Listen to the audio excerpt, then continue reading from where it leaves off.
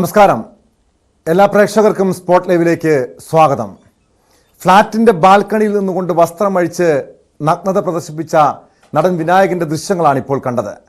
നഗ്നതാ പ്രദർശനവും അസഭ്യവർഷവും നടത്തിയ നടനെതിരെ വലിയ രീതിയിലുള്ള വിമർശനമാണ് സമൂഹ മാധ്യമങ്ങളിൽ ഉയരുന്നത്. ഇതിന് പിന്നാലെ മാപ്പ് ചോദിച്ച് നടൻ വിനായകൻ രംഗത്തെത്തിയിട്ടുണ്ട്. തൻ്റെ ഭാഗത്തു നിന്നുണ്ടായ എല്ലാ നെഗറ്റീവ് എനർജികൾക്കും പൊതുസമൂഹത്തോട് മാപ്പ് ചോദിക്കുന്നുവെന്നാണ് വിനായകൻ ഫേസ്ബുക്കിൽ കുറിച്ചത്. ചർച്ചകൾ തുടരട്ടെ എന്നാണ് വിനായകൻ്റെ ഫേസ്ബുക്കിൽ കുറിപ്പിൽ പറയുന്നത്. വിശദാംശങ്ങളുമായി നവമി ദിനേശ് ചേരുന്നുണ്ട് കൊച്ചിയിൽ നിന്ന്. നവമി, ഇതൊരു ഒറ്റപ്പെട്ട സംഭവമല്ല. വിനായകൻ ഇതിനു മുൻപും ഫ്ലാറ്റിലെ അടുത്ത് താമസിക്കുന്നവർക്ക് നേരെ അസഭ്യവർഷം നടത്തുക, ഭാര്യയുടെ പരാതിയിൽ പിന്നീട് കഴിഞ്ഞ ഏതാനും മാസങ്ങൾക്ക് മുൻപ് എറണാകുളം നോർത്ത് പോലീസ് അറസ്റ്റ് ചെയ്തപ്പോൾ അന്ന് പോലീസിന് നേരെ അസഭ്യവർഷം നടത്തുക, അങ്ങനെ ഒരു പൊതുശല്യമായി മാറുന്ന കാഴ്ചകളാണ് കാണാൻ കഴിഞ്ഞത്. ഏറ്റവും ഒടുവിൽ മാപ്പ് ചോദിച്ച് രംഗത്തെത്തും. ഇതൊരു പതിവ് കാഴ്ചയാണ്. ഇങ്ങനെ മാപ്പ് ചോദിച്ചുകൊണ്ട് ഈ പ്രശ്നം തീരുമോ നവമി?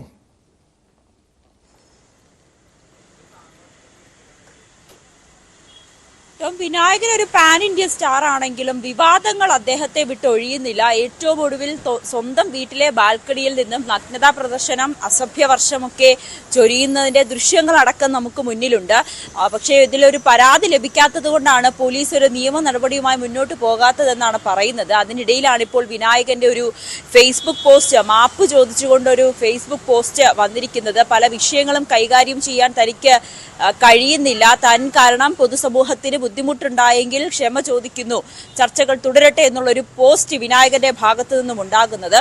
പക്ഷേ ആദ്യത്തെ സംഭവമല്ല. തുടർച്ചയായി നമുക്കറിയാം വിനായകരുമായി ബന്ധപ്പെട്ട് പല വാർത്തകൾ, അത് മാധ്യമപ്രവർത്തകരോടക്കം മോശമായി പെരുമാറി എന്നൊരു പരാതി വിനായകനെതിരെയുണ്ട്. ഒപ്പം ഉദ്ഘാടനത്തിന് വിളിച്ച യുവതിയോട് മോശമായി പെരുമാറി, സ്ത്രീത്വത്തെ അപമാനിക്കുന്ന രീതിയിൽ പെരുമാറി എന്ന് കാണിച്ചുകൊണ്ട് കോട്ടയത്ത് വിനായകനെതിരെ ഒരു പരാതിയുണ്ട്. ഇതിനൊക്കെ അപ്പുറത്തേക്ക് ഭാര്യയുമായി ഈ ഫ്ളാറ്റിൽ വീട്ടിൽ വെച്ചൊരു തർക്കം ഉണ്ടാവുകയും ഇതിനെ തുടർന്ന് വിനായകൻ തന്നെ പോലീസിനെ വിളിച്ചു വരുത്തി. പിന്നീട് വിനായകനെ കൂടുതൽ മൊഴിയെടുക്കുന്നതിന് വേണ്ടി സ്റ്റേഷനിലേക്ക് വിളിച്ചു വരുത്തിയപ്പോൾ സ്റ്റേഷനിൽ എന്തൊക്കെ ബഹളങ്ങളാണ് വിനായകൻ കാണിച്ചു കൂട്ടിയതെന്ന് ദൃശ്യങ്ങളടക്കം ഇപ്പോഴും സോഷ്യൽ മീഡിയയിൽ ലഭ്യമാണ്. സ്റ്റേഷന്റെ ഉള്ളിൽ വെച്ച് സിഗരറ്റ് വലിച്ചു, ലഹരി ഉപയോഗിച്ചാണ് വിനായകൻ സ്റ്റേഷനിലേക്ക് എത്തിയതെന്ന് പോലീസ് വരെ പറയുന്ന സാഹചര്യം, പിഴ ചുമത്തി വിടുന്ന ഒരു സാഹചര്യം. പക്ഷെ ഒരു കൃത്യമായിട്ടുള്ള ഒരു നടപടി വിനായകനെതിരെ എടുക്കുന്നില്ല എന്നുള്ളതാണ് ഏറ്റവും പ്രധാനപ്പെട്ട കാര്യം. ഒരു നടൻ എന്ന, അല്ലെങ്കിൽ ഒരു സിനിമാ താരം എന്ന, അല്ലെങ്കിൽ സമൂഹത്തിൽ അറിയപ്പെടുന്ന ഒരു വ്യക്തി എന്ന നിലയിൽ അതിനെ ആ ഒരു രീതിയിലേക്ക് വിനായകൻ ആ ഒരു പ്രിവിലേജ് എന്ന് തന്നെ പറയാം, ആ ഒരു പ്രിവിലേജ് വിനായകൻ ഉപയോഗിക്കുന്നുണ്ട്. പലപ്പോഴും നമ്മൾ ഈ മാധ്യമപ്രവർത്തകരൊക്കെ ചോദ്യം ചോദിക്കുമ്പോൾ വിനായകൻ അപ്പോഴെടുത്ത് വിനായകന്റേതായിട്ടുള്ള മറുപടി വരുന്നത് തന്റെ ജാതി, തന്നെ കുറഞ്ഞ ജാതിയിൽപ്പെട്ട ആളായതുകൊണ്ടാണോ തനിക്ക് നേരെ ഇങ്ങനെ ആക്രമണങ്ങൾ ഉണ്ടാകുന്നത്, അല്ലെങ്കിൽ തന്നെ ഇത്തരത്തിൽ സമൂഹ മാധ്യമങ്ങളിലൂടെ അല്ലെങ്കിൽ മാധ്യമങ്ങൾ വേട്ടയാടുന്നത് തന്റെ ജാതി ഇതായതുകൊണ്ടാണോ എന്ന തരത്തിലുള്ള ഒരു പരാമർശമാണ് പലപ്പോഴും വിനായകന്റെ ഭാഗത്തു നിന്നും ഉണ്ടാകുന്നത്. ലോകം മുഴുവനും അംഗീകരിക്കുന്ന ഒരു നല്ലൊരു കലാകാരനാണ് വിനായകൻ. നമുക്കറിയാം തമിഴ് സിനിമയിലൊക്കെ ഇപ്പോൾ ഇറങ്ങുന്ന സിനിമകളിലൊക്കെ പ്രധാനപ്പെട്ട ഒരു കഥാപാത്രം, വില്ലൻ കഥാപാത്രം, പ്രധാനപ്പെട്ട ഒരു ആളായി തന്നെ വിനായകനെയൊക്കെ നമ്മൾ കാണുന്നുണ്ട്. അതിനിടയിലാണ് വിനായകന്റെ ഭാഗത്തു നിന്നും ഇത്രയും മോശമായിട്ടുള്ള പ്രതികരണങ്ങൾ ഉണ്ടാകുന്നത്.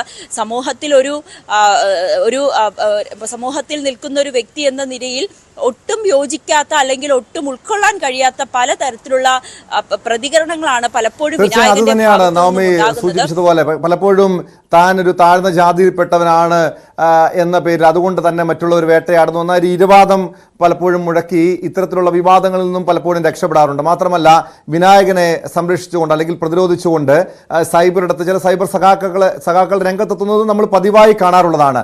ഇവിടെയും ഈ കഴിഞ്ഞ ദിവസവും, അതായത് ഇന്നലെയാണ് ഈ കൊച്ചിയിലെ ഫ്ളാറ്റിന്റെ മുകളിൽ നിന്നും വിനായകൻ നഗ്നതാ പ്രദർശനവും അസഭ്യവർഷവും നടത്തുന്ന ദൃശ്യങ്ങൾ പ്രചരിച്ചത്. ഈ സംഭവത്തിന് പിന്നാലെ നമ്മൾ പോലീസിനെ ബന്ധപ്പെട്ടു. വിനായകനെതിരെ നടപടി സ്വീകരിക്കുമോ എന്ന് ചോദിച്ചു. പോലീസ് പറഞ്ഞത് വിനായകനെതിരെ ആരും പരാതി നൽകിയിട്ടില്ല. വിനായകൻ സ്വന്തം ഫ്ളാറ്റിന്റെ മുകളിൽ നിന്നും ആരോടോ എന്തോ പറഞ്ഞു കാണും. പക്ഷേ ഈ ദൃശ്യം പ്രചരിപ്പിച്ചവർക്കെതിരെ നടപടി സ്വീകരിക്കും. കാരണം അശ്ലീല ദൃശ്യമാണ്, അസഭ്യവർഷമാണ്. ഇത് സമൂഹ മാധ്യമങ്ങളിൽ പ്രചരിപ്പിച്ചവർക്കെതിരെ നടപടി സ്വീകരിക്കുമെന്ന വാദമാണ് പോലീസ് ഉയർത്തുന്നത്. അതായത് ഇവിടെ ഒരു സംഭവത്തിൽ, അതായത് സംസ്ഥാനത്ത്, നമ്മുടെ നാട്ടിൽ ഒരു 2 നീതി നടപ്പാക്കുന്ന പോലീസ്.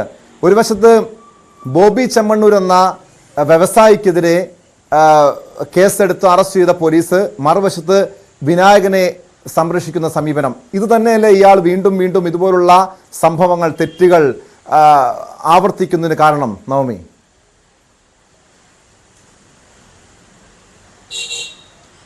തീർച്ചയായും ടോം, അതിലൊരു തർക്കമില്ല. പോലീസിന്റെ ഒരു ഇരട്ടത്താപ്പ് തന്നെയാണ്. എത്ര കേസുകളിലാണ് പരാതിക്കാരനുണ്ടെങ്കിൽ മാത്രം പോലീസ് കേസെടുത്ത് അന്വേഷിക്കുന്ന, പലപ്പോഴും പോലീസ് സ്വമേധയാ കേസെടുത്ത് അന്വേഷിക്കുന്ന പല കാര്യങ്ങളും, പല ഘട്ടങ്ങളും നമ്മുടെ മുന്നിലുണ്ട്.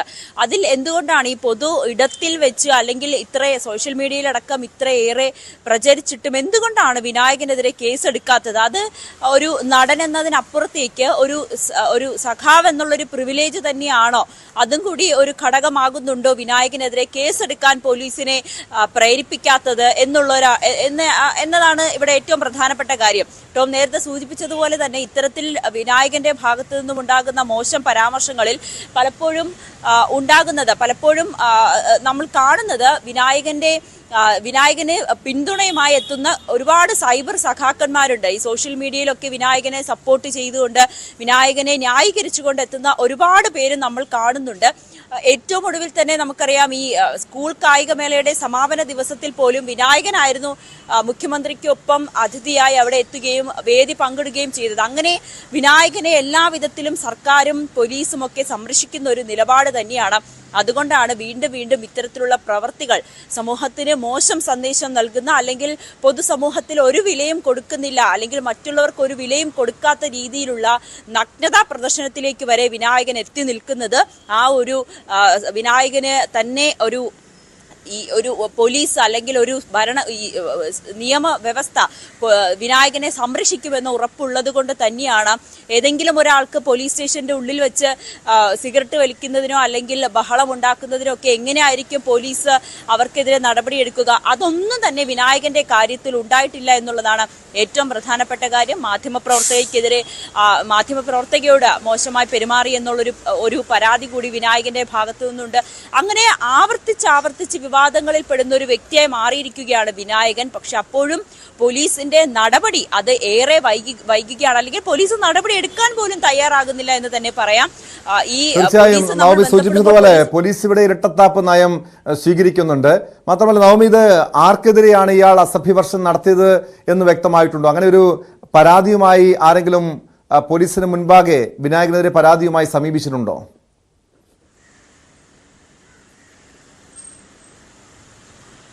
പോലീസ് പറയുന്നത് ആരും പരാതിയുമായി സമീപിച്ചിട്ടില്ല എന്നാണ്. പക്ഷെ അത് നമുക്ക് വിശ്വാസത്തിൽ എടുക്കാൻ കഴിയില്ല. ചിലപ്പോൾ ഇത് സമൂഹ മാധ്യമങ്ങളിലൊക്കെ പ്രചരിച്ച സാഹചര്യത്തിൽ, അല്ലെങ്കിൽ പോലീസിൽ പരാതി കൊടുത്തിട്ടുണ്ടാകും.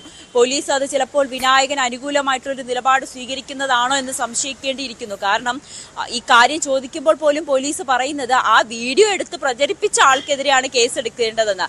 അത് ഏത് വകുപ്പ് ചുമത്തിയാണ് പോലീസ് കേസെടുക്കേണ്ടതെന്ന് ഇപ്പോഴും വ്യക്തമായിട്ടില്ല. അങ്ങനെ ഒരു വകുപ്പുണ്ടോ എന്ന് കൂടി സംശയിക്കേണ്ടിയിരിക്കുന്നു. വിനായകനെതിരെ പരാതി നൽകിയിട്ടും ചിലപ്പോൾ പോലീസ് കേസ് എടുക്കാതെ ഇത് ഒതുക്കി തീർക്കാൻ, അല്ലെങ്കിൽ ഈ പരാതിയുമായി എത്തിയ ആളെ വിരട്ടി വിട്ടിട്ടുണ്ടോ എന്നുള്ളൊരു സംശയം ഇവിടെ ഉയരുന്നുണ്ട്. എന്തായാലും വിനായകൻ മാപ്പുമായി രംഗത്തെത്തിയിട്ടുണ്ടെങ്കിൽ പോലും പരാതി ലഭിക്കാത്തത് കൊണ്ടാണ് നടപടിയുമായി മുന്നോട്ട് പോകാത്തതെന്നാണ് പോലീസ് പറയുന്നത്. പോലീസിൽ ഇപ്പോൾ പരാതി ലഭിച്ചാൽ പോലും ഏത് വിധത്തിലുള്ളൊരു നടപടിയായിരിക്കും അവർ സ്വീകരിക്കുക എന്നുള്ളതും നമുക്ക് മുന്നിലുള്ള ഉദാഹരണങ്ങളിൽ നിന്നും മനസ്സിലാകും. ഈ റെസിഡന്റ് അസോസിയേഷൻകാർക്ക് ഇത്തരം വിനായകനെതിരെ പരാതി ഉണ്ടോ? കാരണം ഇത് ഒരൊറ്റപ്പെട്ട സംഭവമല്ലല്ലോ. പലപ്പോഴും അവിടെ ഈ ഫ്ലാറ്റിൽ പല പ്രശ്നങ്ങളും ഇയാൾ ഉണ്ടാക്കുന്നുണ്ട് എന്ന ഒരു ആക്ഷേപം ഉയരുന്നുണ്ട്. പക്ഷെ ആരും പരാതിയുമായിട്ട് സമീപിക്കാറില്ല, പോലീസിനെ സമീപിക്കാറില്ല. കാരണം അതിന് കാരണം പോലുമുണ്ട്. ഒന്ന്, നീതി കിട്ടുമോ എന്ന സംശയം. രണ്ട്, വീണ്ടും ഇയാൾ ഇതുപോലെ തന്നെ പ്രശ്നങ്ങൾ സൃഷ്ടിക്കും, പരാതി നൽകുന്നവർക്കെതിരെ പ്രകോപനപരമായ രീതിയിലുള്ള പെരുമാറ്റങ്ങളൊക്കെ ഉണ്ടാകുമെന്ന ഒരു ആശങ്കയായിരിക്കുമോ ആരും പരാതിയുമായി പോലീസിനെ സമീപിക്കാത്തതിന് കാരണം?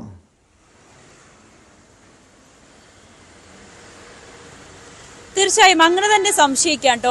മാധ്യമങ്ങൾ പോലും പ്രതികരണം തേടിയപ്പോൾ അവരിപ്പോൾ ഈ വിഷയത്തിൽ സംസാരിക്കാൻ താല്പര്യം ഇല്ല എന്നാണ് പറഞ്ഞിരിക്കുന്നത്. ചിലപ്പോൾ വിനായകൻ വീണ്ടും പ്രശ്നമുണ്ടാക്കുമെന്ന ഭയത്തിലായിരിക്കാം, അല്ലെങ്കിൽ പോലീസിൽ നിന്ന് ഒരു സംരക്ഷണം ലഭിക്കില്ല എന്നുള്ളൊരു തോന്നൽ കൊണ്ടായിരിക്കാം ഈ അസോസിയേഷൻ, ഫ്ളാറ്റിന്റെ അസോസിയേഷൻ പോലും അങ്ങനെ ഒരു തീരുമാനത്തിലെടുത്തിരിക്കുന്നത്. പക്ഷേ അവർക്കും വിനായകൻ ഒരു ശല്യം തന്നെയാണ്. ഇത്തരം വിനായകന്റെ ഫ്ളാറ്റിൽ നിന്നും ബഹളമൊക്കെ കേൾക്കാറുണ്ട്, ഭാര്യയുമായിട്ടൊക്കെ എന്നും തർക്കമുണ്ടാകും, അങ്ങനെ നിരവധി പരാതികൾ വിനായകനെതിരെ ഉണ്ട്. പക്ഷെ അസോസിയേഷന് പോലും നടപടിയെടുക്കാൻ കഴിയാത്തൊരു അവസ്ഥയിലാണ്. അവർ തന്നെ പറയുന്നത് പലപ്പോഴും വിനായകൻ ലഹരിയിലായിരിക്കും, ബോധമില്ലാത്ത അവസ്ഥയായിരിക്കും. പലപ്പോഴും വീട്ടിലേക്ക് ഡോറ് മുട്ടി വിളിച്ചാൽ പോലും അകത്ത് ആളുണ്ടെങ്കിൽ പോലും എഴുന്നേറ്റ് വരാൻ കഴിയാത്ത അത്ര അബോധാവസ്ഥയിലായിരിക്കും പലപ്പോഴും വിനായകൻ കഴിയുക എന്നുകൂടി പറയുന്ന ഒരു സാഹചര്യമുണ്ടായി. പോലീസ് പോലും ഈ ഭാര്യയുമായിട്ടുള്ള തർക്കത്തെ തുടർന്ന് വിനായകൻ സ്റ്റേഷനിൽ പരാതി കൊടുക്കുക, പോലീസിനെ വിളിച്ചു വരുത്തിയ സമയത്ത് പോലീസ് വീട്ടിന്റെ ഉള്ളിൽ, ഫ്ളാറ്റിന്റെ ഉള്ളിൽ കണ്ട കാഴ്ചയും അത് തന്നെയാണ്. ലഹരി വസ്തുക്കളും സിഗരറ്റും ഒക്കെ ആയിട്ട് വിനായകൻ റൂമിൽ ഇരിക്കുന്നതാണ് കാണുന്നത്. അത്തരത്തിൽ വിനായകനെതിരെ നിരവധി പരാതികളാണ്. ഈ അസോസിയേഷൻ പോലും ഒരു നടപടിയെടുക്കാത്തത് വിനായകനെ ഭയന്നിട്ടാകും, അല്ലെങ്കിൽ പോലീസിൽ നിന്നും നീതി ലഭിക്കില്ല എന്നുറപ്പുള്ളത് കൊണ്ട് തന്നെയായിരിക്കും. ടോം, വ്യക്തമാണ്. കൊച്ചിയിൽ നിന്ന് നവമി ദിനേശാണ് വിവരങ്ങൾ നൽകിയത്. ഇങ്ങനെ വിനായകൻ പലർക്കും, ഈ സമീപത്തുള്ളവർക്കൊക്കെ ഒരു പൊതുശല്യമായി മാറുന്ന ഒരു കാഴ്ചയുണ്ട്. ഒന്നില്ലെങ്കിൽ വിനായകൻ സ്വയം നന്നാകണം, അല്ലെങ്കിൽ പോലീസ് ഇയാൾക്കെതിരെ നടപടി സ്വീകരിക്കണം. സ്പോട്ട് ലൈവ് ഇനി പരിശോധിക്കുന്നത് മറ്റൊരു വാർത്തയാണ്. 4 വയസ്സുകാരിയെ പീഡിപ്പിച്ചെന്ന കേസിൽ നടൻ കുട്ടികൾ ജയചന്ദ്രനെതിരെ ലുക്കൌട്ട് നോട്ടീസ്. കോഴിക്കോട് കസബ പോലീസാണ് ലുക്കൌട്ട് നോട്ടീസ് പുറത്തിറക്കിയത്. പോക്സോ കേസിൽ കുട്ടികൾ ജയചന്ദ്രന്റെ മുൻകൂർ ജാമ്യാപേക്ഷ ഹൈക്കോടതി നേരത്തെ തള്ളിയിരുന്നു. വിശദാംശങ്ങളുമായി കോഴിക്കോട് നിന്ന് MS അനീഷ് കുമാർ ചേരുന്നുണ്ട്. അനീഷ്, ഇത് മാസങ്ങൾക്ക് മുൻപ് നടന്ന സംഭവമാണ്. ഇതിനു മുൻപ് സെഷൻസ് കോടതി ഈ കുട്ടികൾ ജയചന്ദ്രന്റെ മുൻകൂർ ജാമ്യാപേക്ഷ തള്ളുന്നു. പിന്നീട് ഇയാൾ ഹൈക്കോടതിയെ സമീപിക്കുന്നു. ഹൈക്കോടതിയും മുൻകൂർ ജാമ്യാപേക്ഷ തള്ളിയിട്ടും പോലീസ് ഇതുവരെയും ഈ നടൻ, അതായത് ദിവസങ്ങൾ, ഒരാഴ്ച കഴിഞ്ഞു ഈ കുട്ടികൾ ജയചന്ദ്രന്റെ മുൻകൂർ ജാമ്യാപേക്ഷ തള്ളിയിട്ട് പോലീസ് ഒരു നടപടിയും സ്വീകരിച്ചില്ല. ഏറ്റവും ഒടുവിൽ ലുക്കൌട്ട് നോട്ടീസ് മാത്രം പുറപ്പെടുവിക്കുന്നു. ഇയാളെ സംരക്ഷിക്കുന്നത് പോലീസ് ഉന്നതരാണെന്നൊക്കെയുള്ള ചില ആക്ഷേപങ്ങൾ നേരത്തെ തന്നെ ഉയർന്നു കേട്ടതാണ്. കുട്ടികൾ ജയചന്ദ്രൻ എവിടെയുണ്ട് എന്ന് സംബന്ധിച്ചുള്ള എന്തെങ്കിലും സൂചന പോലീസിനുണ്ടോ? ഇയാൾ നാട് വിടാനുള്ള സാധ്യതയുണ്ടോ അനീഷ്? പോലീസ് ഇക്കാര്യത്തിൽ കോട്ടിക്കൽ ജയചന്ദ്രനെക്കുറിച്ച്, നടനെക്കുറിച്ച് യാതൊരു വിവരവും ഇല്ല, അദ്ദേഹം ഒളിവിലാണ് എന്ന കാര്യം മാത്രമാണ് പറഞ്ഞുകൊണ്ടിരിക്കുന്നത്. നേരത്തെ തന്നെ ഈ കേസിൽ അന്വേഷണം ആരംഭിച്ചപ്പോൾ തന്നെ, അതായത് ഈ കുട്ടിയുടെ കുടുംബം പരാതി നൽകി കേസന്വേഷണം ആരംഭിച്ച സമയം മുതൽ പോലീസ് ഇക്കാര്യത്തിൽ കോട്ടിക്കൽ ജയചന്ദ്രനുമായി ഒത്തുകളിക്കുന്നു എന്ന ആരോപണം പരാതിക്കാർ മുന്നോട്ട് വെച്ചിരുന്നു. ഇതിനുശേഷമാണ് കോഴിക്കോട് സെഷൻസ് കോടതിയിൽ ജാമ്യാപേക്ഷയുമായി കോട്ടിക്കൽ ജയചന്ദ്രൻ എത്തുകയും ആ ജാമ്യാപേക്ഷ തള്ളുകയും ചെയ്ത് പിന്നീട് ഹൈക്കോടതിയെ സമീപിക്കുകയും ഹൈക്കോടതിയും മുൻകൂർ ജാമ്യ ഹർജി തള്ളുന്ന ഒരു സാഹചര്യമുണ്ടായി. ഇതിനെ തുടർന്നാണ് വീണ്ടും കുട്ടികൾ ജയിച്ചതിനായി പോലീസ് തെരച്ചിൽ നടത്തുന്നുവെന്ന് പറയുകയും പിന്നീട് കാണാതായി, അല്ലെങ്കിൽ ഒളിവിലാണ് എന്ന വിശദീകരണത്തിന് പിന്നാലെ ലുക്കൌട്ട് നോട്ടീസ് ഇപ്പോൾ പുറത്തിറക്കിയിരിക്കുന്നത്. വിദേശത്തേക്ക് കടക്കുന്നതടക്കം തടയുന്നതിനുള്ളൊരു നീക്കം എന്ന രീതിയിലാണ് ലുക്കൌട്ട് നോട്ടീസ്. ഒപ്പം ആരെങ്കിലും ഈ കുട്ടികൾ ജയിച്ചതിനെ പറ്റി വിവരങ്ങൾ ലഭിച്ചാൽ അത് പോലീസിനെ അറിയിക്കണമെന്നും ലുക്കൌട്ട് നോട്ടീസിൽ പറയുന്നു. എന്തായാലും കുട്ടികൾ ജയിച്ചതിൻ്റെ ഏറ്റവും അടുത്ത ബന്ധു കൂടിയായ കുട്ടിയാണ് ഈ പരാതി അല്ലെങ്കിൽ ഈ പോക്സോയ്ക്ക് വിധേയമായ, ലൈംഗിക പീഡനത്തിന് വിധേയമായ പെൺകുട്ടി എന്ന് പറയുന്നത്. നേരത്തെ ഈ കുട്ടിയുടെ 4 വയസ്സുകാരിയെ കുട്ടിയുടെ അമ്മയും അച്ഛനും വേർപിരിഞ്ഞ് നിൽക്കുന്ന ഒരു സാഹചര്യം ഉണ്ടായിരുന്നു. ഇതേ തുടർന്ന് ഈ കുട്ടികൾ ജയചന്ദ്രന്റെ വീട്ടിലാണ് ഈ കുട്ടി കുറച്ചുനാൾ തങ്ങിയിരുന്നത്. ഈ സമയത്ത് പീഡനം നടന്നു എന്ന ആരോപണമാണ് ഉയർന്നു വരുന്നത്. ഇതിനെ തുടർന്ന് പിന്നീട് ഈ വേർപിരിഞ്ഞ് ജീവിക്കുന്നതിനിടയിൽ ഈ കുട്ടിയുടെ അച്ഛൻ മരണപ്പെടുന്ന ഒരു സാഹചര്യമുണ്ടായി. ഈ മരണാനന്തര ചടങ്ങുകളിൽ പങ്കെടുക്കാനായി ഈ കുട്ടിയുടെ വീട്ടിലേക്ക് എത്തിയപ്പോൾ കുട്ടിയുടെ മുത്തശ്ശിയോട് ഈ സംബന്ധിച്ച പീഡന വിവരം ഈ പെൺകുട്ടി പറഞ്ഞു എന്നാണ് പരാതിയിൽ പറയുന്നത്. പിന്നീട് അമ്മൂമ്മ ഇക്കാര്യം പോലീസിൽ ഒരു പരാതിയായി നൽകി. തുടർന്ന് സൈക്കോളജിസ്റ്റിനോടും മജിസ്ട്രേറ്റിനോടും ഈ കുട്ടി മൊഴി ആവർത്തിക്കുന്ന സാഹചര്യം ഉണ്ടായി. ഒപ്പം ഈ കുട്ടിക്ക് ഏറ്റതായി പറയപ്പെടുന്ന പീഡനത്തിനെ തുടർന്ന് എന്ന് കരുതുന്ന ചില പരിക്കുകളും കുട്ടിയുടെ ശരീരത്തിൽ പ്രകടമായി, അല്ലെങ്കിൽ ദൃശ്യമായി എന്നാണ് അറിയാൻ കഴിയുന്നത്. എന്തായാലും ഇക്കാര്യങ്ങളൊക്കെ ഉൾപ്പെടുത്തിയാണ് വളരെ വിശദമായ മൊഴി രേഖപ്പെടുത്തുകയും പിന്നീട് കേസെടുക്കുകയും ചെയ്തത്. എന്നാൽ കേസ് കേസെടുത്ത ആദ്യഘട്ടങ്ങളിൽ തന്നെ കൃത്യമായൊരു അലംഭാവം പോലീസിന്റെ ഭാഗത്തുനിന്നും ഈ കേസിൽ ഉണ്ടായി എന്ന ആരോപണമാണ് ഈ പരാതി ഈ കുട്ടിയുടെ മുത്തശ്ശിയും മറ്റുമൊക്കെ മുന്നോട്ട് വെച്ചിരുന്നത്. എന്നാൽ ഈ കുടുംബ വഴക്കിന്റെ പേരിലുള്ള ചില പ്രശ്നങ്ങൾ ഇത്തരത്തിൽ മനഃപൂർവ്വം തന്നെ കരുവാക്കി ചിത്രീകരിച്ചൊരു കേസെടുക്കുന്നു എന്നടക്കമുള്ള വാദമുഖങ്ങളാണ് ഈ കോടതികളിൽ കൂട്ടിക്കൽ ജയചന്ദ്രൻ മുന്നോട്ട് വെച്ചത്. പക്ഷേ ആ വാദമുഖങ്ങളൊന്നും കോടതി അംഗീകരിച്ചില്ല. കുട്ടിയുടെ മൊഴിയും മറ്റ് സൈക്കോളജിസ്റ്റിൻ്റെയും മജിസ്ട്രേറ്റിൻ്റെയും ഒക്കെ രഹസ്യമൊഴിയൊക്കെ പരിഗണിച്ചാണ് ഇപ്പോൾ മുൻകൂർ ജാമ്യം തള്ളുന്ന അടക്കമുള്ള നടപടിക്രമങ്ങളിലേക്ക് കോടതി നടന്നത്. ഇനിയിപ്പോൾ മറ്റു വഴികൾ തൽക്കാലം കൂട്ടിക്കൽ ജയചന്ദ്രന് മുന്നിലില്ല. അതുകൊണ്ട് പോലീസിന് മുൻപാകെ കീഴടങ്ങുന്നതാണ് ഏറ്റവും മികച്ച മാർഗമെന്ന് വിലയിരുത്തുന്നുണ്ട്. പക്ഷേ പോലീസ് ആവട്ടെ ഒരു കൃത്യമായൊരു അന്വേഷണം ഈ കാര്യത്തിൽ നടത്തുന്നില്ല എന്ന ആരോപണമാണ് ഈ പരാതിക്കാരിയായ അല്ലെങ്കിൽ ഈ കുട്ടിയുടെ കുടുംബവുമായി ബന്ധപ്പെട്ട് ഉയർന്നുകൊണ്ടിരിക്കുന്നത്. തീർച്ചയായും അതാണ് കാരണം. പോക്സോ കേസാണ്. അറസ്റ്റ് ചെയ്താൽ ജാമ്യം പോലും കിട്ടാത്ത കടുത്ത വകുപ്പുകൾ, ശക്തമായ വകുപ്പുകൾ പോലീസ് നിലവിൽ ചുമത്തിയിട്ടുണ്ട്. അതും കോടതിയുടെ നിർദ്ദേശവും കൂടിയുണ്ട് കൂട്ടിക്കൽ ജയചന്ദ്രനെ അറസ്റ്റ് ചെയ്യണമെന്ന്. പക്ഷേ ഇവിടെ അനീഷ്, നേരത്തെ മുതൽ തന്നെ ചില പോലീസ് ഉന്നതർ കൂട്ടിക്കൽ ജയചന്ദ്രനെ സംരക്ഷിക്കുന്നു, ഈ കേസ് അട്ടിമറിക്കാനുള്ള ശ്രമങ്ങൾ നടത്തുന്നു എന്ന ആക്ഷേപമൊക്കെ ഉയർന്നു കേട്ടതാണ്. അങ്ങനെ ആരാണ് ഈ കൂട്ടിക്കൽ ജയചന്ദ്രനെ സംരക്ഷിക്കുന്നത്? ഇയാൾക്ക് ഒളിവിൽ പോകാനുള്ള സാഹചര്യം പോലീസ് തന്നെ സൃഷ്ടിച്ചതാണോ?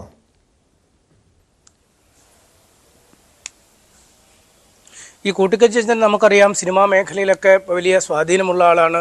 ഈ മിമിക്രി മേഖലയിലും ഒക്കെ വലിയ താരമായി നിന്ന ആളാണ്. അതുകൊണ്ട് സ്വാഭാവികമായും ഒരു സെലിബ്രിറ്റി ആയ ഒരാൾ ഒരു കേസിൻ്റെ ഒരു വശത്ത് നിൽക്കുമ്പോൾ മറുവശത്ത് നിൽക്കുന്നവർക്ക് നീതി ലഭിക്കില്ല, അല്ലെങ്കിൽ അവർക്ക് കൂടുതൽ സ്വാധീനം ചെലുത്തുമെന്ന ആക്ഷേപങ്ങൾ പണ്ട് മുതൽ തന്നെ ഉയർന്നു വരുന്നതാണ്. പലപ്പോഴും ഇത്തരം കേസുകളൊക്കെ വരുമ്പോൾ ഈ കേസിലും ഇത്തരത്തിലൊരു വാദഗതി തന്നെയാണ് ഈ കുട്ടിയുടെ മുത്തശ്ശിയും മറ്റുമൊക്കെ നേരത്തെ സംസാരിച്ചപ്പോഴൊക്കെ മുന്നോട്ട് വെച്ചത്. കാരണം ഇവർ പോലീസിനോട് ആദ്യം തന്നെ പരാതി നൽകിയെങ്കിലും ആ പരാതി അർഹിക്കുന്ന ഗൗരവത്തോടെ എടുക്കാൻ പോലീസ് തയ്യാറായില്ല.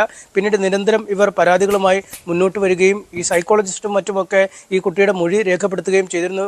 ഈ കുട്ടി നടന്ന കാര്യങ്ങൾ സൈക്കോളജിസ്റ്റിനോട് പൂർണ്ണമായി തുറന്നു പറഞ്ഞു എന്നാണ് അറിയുന്നത്. ഇതിനുശേഷമാണ് പിന്നീട് പോലീസിൻ്റെ ഒരു അന്വേഷണത്തിലും ഇത്തരത്തിൽ കൗൺസിലിംഗ് നടത്തിയപ്പോൾ കുട്ടി ഇക്കാര്യങ്ങൾ പറയുകയും പിന്നീട് ഇത് രഹസ്യമൊഴിയാക്കി കുട്ടിയെ മജിസ്ട്രേറ്റിൻ്റെ അടുത്ത് എത്തിച്ച് മജിസ്ട്രേറ്റും ആ മൊഴി രേഖപ്പെടുത്തുകയും ചെയ്തു. അങ്ങനെ പലതരത്തിലുള്ള ഈ മൊഴി രേഖപ്പെടുത്തലുകൾ നടന്നപ്പോഴും കുട്ടി ഒരേ മൊഴിയിൽ ഉറച്ചു നിൽക്കുന്നു എന്നത് തന്നെയാണ് ഈ കേസിനെ ഏറ്റവും നിർണായകമാക്കി മാറ്റിയത്. കാരണം 4 വയസ്സ് മാത്രമുള്ള ഒരു കുട്ടിയാണ്. ആ കുട്ടിക്ക് പലപ്പോഴും പല ആളുകളോട് ഇത്തരത്തിൽ മൊഴി നൽകുക അല്ലെങ്കിൽ ഒരുപാട് തവണ ഇത്തരം കാര്യങ്ങൾ വീണ്ടും വീണ്ടും ആവർത്തിച്ച് പറയേണ്ടി വരിക എന്നതൊക്കെ ആ കുട്ടിയിലെ വലിയ ബുദ്ധിമുട്ടിലേക്ക് തള്ളിവിടുന്ന ഒരു സാഹചര്യമുണ്ട്. അതുകൊണ്ട് ആ കുട്ടിയുടെ മൊഴി അവിശ്വസിക്കേണ്ടതില്ല എന്ന നിലപാടിലേക്ക് തന്നെ എത്തിയിരിക്കുന്നു കോടതികൾ എന്നാണ് നമുക്ക് നിലവിലെ നടപടിക്രമങ്ങളിൽ നിന്നും മനസ്സിലാക്കാൻ കഴിയുന്നത്. അടുത്ത ബന്ധുക്കളാണ് ഈ കുട്ടിയും കൂട്ടിക്കൽ ജയചന്ദ്രനുമൊക്കെ. അതുകൊണ്ട് ഈ കുട്ടിയുടെ അമ്മയും അച്ഛനുമായി വേർപിരിഞ്ഞ് നിൽക്കുന്ന ഒരു സാഹചര്യം. അപ്പോൾ കൂട്ടിക്കൽ ജയചന്ദ്രൻ്റെ വീട്ടിലേക്ക് പോകുന്നു. അവിടെ താമസിക്കുന്ന സമയത്ത് ഇത്തരത്തിൽ അപമര്യാദ മോശമായി പെരുമാറിയെന്ന ആരോപണമാണ് ഉന്നയിക്കുന്നത്. എന്നാൽ മറുവശത്ത് ഈ കുടുംബങ്ങൾ തമ്മിലുള്ള തർക്കം അല്ലെങ്കിൽ കുടുംബങ്ങൾ തമ്മിലുള്ള സ്വരച്ചേർച്ച, പിന്നീട് കുട്ടിയുടെ അച്ഛൻ ആത്മഹത്യ ചെയ്യുന്ന ഒരു സാഹചര്യത്തിലേക്കൊക്കെ നീങ്ങുന്നു. അതുകൊണ്ട് ഇത്തരം സാഹചര്യങ്ങൾ ഈ കുടുംബങ്ങൾ തമ്മിലുള്ള ഒരു പടലപ്പിണക്കം അല്ലെങ്കിൽ ഇവർ തമ്മിലുള്ള തർക്കങ്ങളിൽ തന്നെ ബലിയാടാക്കുന്നു എന്ന ആരോപണമാണ് ഈ കേസിൻ്റെ ആദ്യഘട്ടം മുതൽ കൂട്ടിക്കൽ ജയചന്ദ്രൻ മുന്നോട്ട് വെച്ചത്. ഇക്കാര്യങ്ങളാണ് ഈ മുൻകൂർ ജാമ്യ ഹർജിയിൽ എല്ലാ കോടതികളിലും ചൂണ്ടിക്കാണിക്കുകയും പോലീസിനോട് പറയുകയും ഒക്കെ ചെയ്തത്. പക്ഷേ അത്തരത്തിലുള്ള ഇരയായി എന്ന വാദത്തിനപ്പുറം ശക്തമായ മൊഴി കുട്ടിയുടെ ഭാഗത്തുനിന്നുണ്ട്. ആ കുഞ്ഞുകുട്ടി കുട്ടികളുടെ ഭാഗത്തു നിന്നറിയാം അവർ മൊഴി മാറ്റുന്നതിനോ അല്ലെങ്കിൽ സാഹചര്യങ്ങൾ അനുസരിച്ച് മാറ്റി പറയുന്നതിനോ കഴിവില്ലാത്ത ആളുകളാണ്. അല്ലെങ്കിൽ അവർക്ക് മുന്നിൽ എന്താണ് സംഭവിച്ചത് അത് മാത്രം പറയാൻ പറ്റുന്നതാണ് തീരെ ചെറിയ കുട്ടികൾ. അതുകൊണ്ട് അവരുടെ മൊഴി അവിശ്വസിക്കാൻ പറ്റില്ല. അവരെ കൂടുതൽ ബുദ്ധിമുട്ടിച്ചുള്ള ചോദ്യം ചെയ്യലുകൾക്ക് പറ്റില്ല. നിലവിൽ ആ കുട്ടിയുടെ മൊഴി തന്നെയാണ് ഏറ്റവും ശക്തമായ തെളിവായി മുന്നോട്ട് നിൽക്കുന്നത്. ഇനി നടന് മുന്നിൽ മറ്റു മാർഗങ്ങളില്ല എന്ന അവസ്ഥയിലേക്കാണ് എത്തിയിരിക്കുന്നത്. ഒരു പക്ഷേ പോലീസ് തീർച്ചയായും പോലീസ് നിലവിൽ കുട്ടിക്കൽ ജയചന്ദ്രനെതിരെ കടുത്ത നടപടിയിലേക്ക് നീങ്ങുന്നു. ലുക്കൌട്ട് നോട്ടീസ് പുറത്തിറക്കിയിരിക്കുന്നു. ഇയാൾ രാജ്യം വിടാനുള്ള ഏതെങ്കിലും സാധ്യതയുണ്ടോ? അങ്ങനെയെങ്കിൽ എത്രത്തോളം അത്ര എളുപ്പമുള്ള കാര്യമാണോ കുട്ടിക്കൽ ജയചന്ദ്രനെ അറസ്റ്റ് ചെയ്യുക എന്നത്?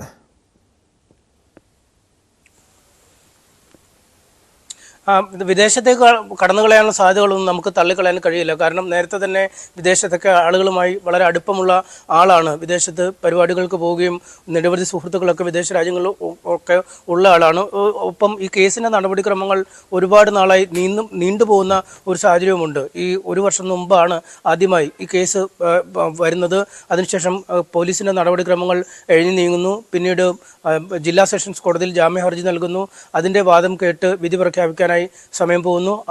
അതിനുശേഷം വീണ്ടും ഹൈക്കോടതി സമീപിക്കുന്നു. ഹൈക്കോടതിയിൽ വാദം കേൾക്കുന്നു. പിന്നെയും വാദപ്രതിവാദങ്ങൾ നടക്കുന്നു. ഒരു വിധി വരുന്നു. ഇങ്ങനെ ദീർഘനാളത്തെ ഒരു നടപടിക്രമങ്ങളാണ് ഈ കാര്യങ്ങളിലൊക്കെ ഉണ്ടായിട്ടുള്ളത്. ഇതിനിടയ്ക്ക് ഒരു പക്ഷേ പുറത്തേക്ക് പോകാനുള്ള സാധ്യത നമുക്ക് തള്ളിക്കളയാൻ കഴിയില്ല. നേരത്തെ വിജയബാബുവിനെ പോലുള്ളവരുടെ കേസിലൊക്കെ കണ്ടതാണ്. ഈ ഇന്ത്യക്ക് അധികാര പരിധി ഇല്ലാത്ത രാജ്യങ്ങളിലേക്കൊക്കെ പോയി ദീർഘനാളുകൾ അവിടെ തങ്ങാൻ കഴിയുന്ന ഒരു സാഹചര്യമൊക്കെ നിലനിൽപ്പുണ്ട്. അതുകൊണ്ട് പുറത്തേക്ക് പോയോ എന്നതിനെക്കുറിച്ച് അടക്കം വളരെ വിശദമായ പരിശോധനകൾ പോലീസ് നടത്തി വരികയാണ്. പുറത്തേക്ക് പോകുന്ന സാധ്യതകൾ തള്ളിക്കളയാൻ കഴിയില്ല എന്നും വ്യക്തമാക്കുന്നുണ്ട്. എന്തായാലും പോലീസിനെ സംബന്ധിച്ചിടത്തോളം ഇനി ഹൈക്കോടതിയും മുൻകൂർ ജാമ്യ ഹർജി തള്ളിയ സാഹചര്യത്തിൽ ഇനി പ്രതിയെ പിടികൂടാൻ കഴിഞ്ഞില്ലെങ്കിൽ അത് വലിയ നാണക്കേടാവും. അതും 4 വയസ്സുകാരിയെ പീഡിപ്പിച്ചു എന്ന കേസുമായി ബന്ധപ്പെട്ട നടപടിക്രമങ്ങളിലാണ് പോലീസിന്റെ ഭാഗത്തു നിന്നും അമാന്തം ഉണ്ടാവുന്നത് എന്നത് കടുത്ത വിമർശനങ്ങൾക്ക് വിധേയമാവാനുള്ള സാധ്യതയുമുണ്ട്. അതുകൊണ്ട് വലിയ കോഴിക്കോട് നിന്ന് MS അനീഷ് കുമാറാണ് വിവരങ്ങൾ നൽകിയത്. 4 വയസ്സുകാരിയെ പീഡിപ്പിച്ച കേസിലാണ് നടൻ കൂട്ടിക്കൽ ജയചന്ദ്രനെതിരെ പോലീസ് ലുക്കൌട്ട് നോട്ടീസ് പുറപ്പെടുവിച്ചത്. ഈ കേസിൻ്റെ ഒരു പശ്ചാത്തലം എന്ന് പറയുന്നത്, അതായത് മാസങ്ങൾക്ക് മുൻപാണ് സംഭവം ഉണ്ടായത്. ഈ കുട്ടിയുടെ മാതാപിതാക്കൾ തമ്മിൽ ചില ദാമ്പത്യ പ്രശ്നങ്ങളെ തുടർന്നുള്ള ഒരു തർക്കങ്ങൾ നിലനിന്നിരുന്നു. ഇത് മുതലെടുത്താണ് കൂട്ടിക്കൽ ജയചന്ദ്രൻ, അതായത് കുട്ടിയുടെ ബന്ധുവായിട്ടുള്ള കൂട്ടിക്കൽ ജയചന്ദ്രൻ ഈ കുഞ്ഞിനെ, ഈ 4 വയസ്സുകാരിയെ പീഡിപ്പിച്ചതെന്നാണ് പറയപ്പെടുന്നത്. ഇതുപോലുള്ള സംഭവങ്ങൾ, അതായത് ഈ രക്ഷിതാക്കളുടെ ഒരു അശ്രദ്ധ, കുടുംബത്തിൻ്റെ ഒരു അശ്രദ്ധയാണ് പലപ്പോഴും ഈ കുഞ്ഞുങ്ങൾ ലൈംഗിക ചൂഷണത്തിന് ഇരകളാകപ്പെടാനുള്ള പല കാരണങ്ങളും. ഈ മലപ്പുറത്തു നിന്നും 2 സമാനമായ രീതിയിലുള്ള 2 വാർത്തകൾ വരുന്നുണ്ട്. അതായത് മലപ്പുറം തിരൂരിലും വണ്ടൂരിലും 2 പെൺകുട്ടികൾ 10ാം ക്ലാസ്സിലും +1 പഠിക്കുന്ന 2 പെൺകുട്ടികളെ പീഡിപ്പിച്ചൊരു കേസാണ് സ്പോട്ട് ലൈവിനെ പരിശോധിക്കുന്നത്. മലപ്പുറം തിരൂരിൽ 10ാം ക്ലാസ് വിദ്യാർത്ഥിനിയെ പീഡിപ്പിച്ച് ഗർഭിണിയാക്കിയ കേസിൽ യുവാവിനെ പോലീസ് അറസ്റ്റ് ചെയ്തിട്ടുണ്ട്. തിരൂർ വെട്ടം സ്വദേശി നിഖിലാണ് തിരൂർ പോലീസിന്റെ പിടിയിലായത്. ആരോഗ്യ പ്രശ്നങ്ങളെ തുടർന്ന് ആശുപത്രിയിൽ ചികിത്സ തേടിയപ്പോഴാണ് 10ാം ക്ലാസ്സുകാരി ലൈംഗിക പീഡനത്തിന് ഇരയായ വിവരം അറിയുന്നത്. വണ്ടൂരിൽ +1 വിദ്യാർത്ഥിനിയെ തട്ടിക്കൊണ്ടുപോയി പീഡിപ്പിച്ച കേസിലും യുവാവ് അറസ്റ്റിലായി. എടവണ്ണ സ്വദേശി ശ്രേയസാണ് കഴിഞ്ഞ ദിവസം വണ്ടൂർ പോലീസിന്റെ പിടിയിലായത്. വിശദാംശങ്ങളുമായി മലപ്പുറത്ത് നിന്ന് CV അനുമോദ് ചേരുന്നുണ്ട്. അനുമോദ്, ഈ 2 കേസിൻ്റെയും ഒരു പശ്ചാത്തലം എന്താണ്? എങ്ങനെ ഈ ഒരു പ്രണയം നടിച്ച് ആണോ ഈ 2 പെൺകുട്ടികളും, അതായത് 15ഉം 16ഉം വയസ്സുള്ള 2 പെൺകുട്ടികളെയും പീഡിപ്പിച്ചത്?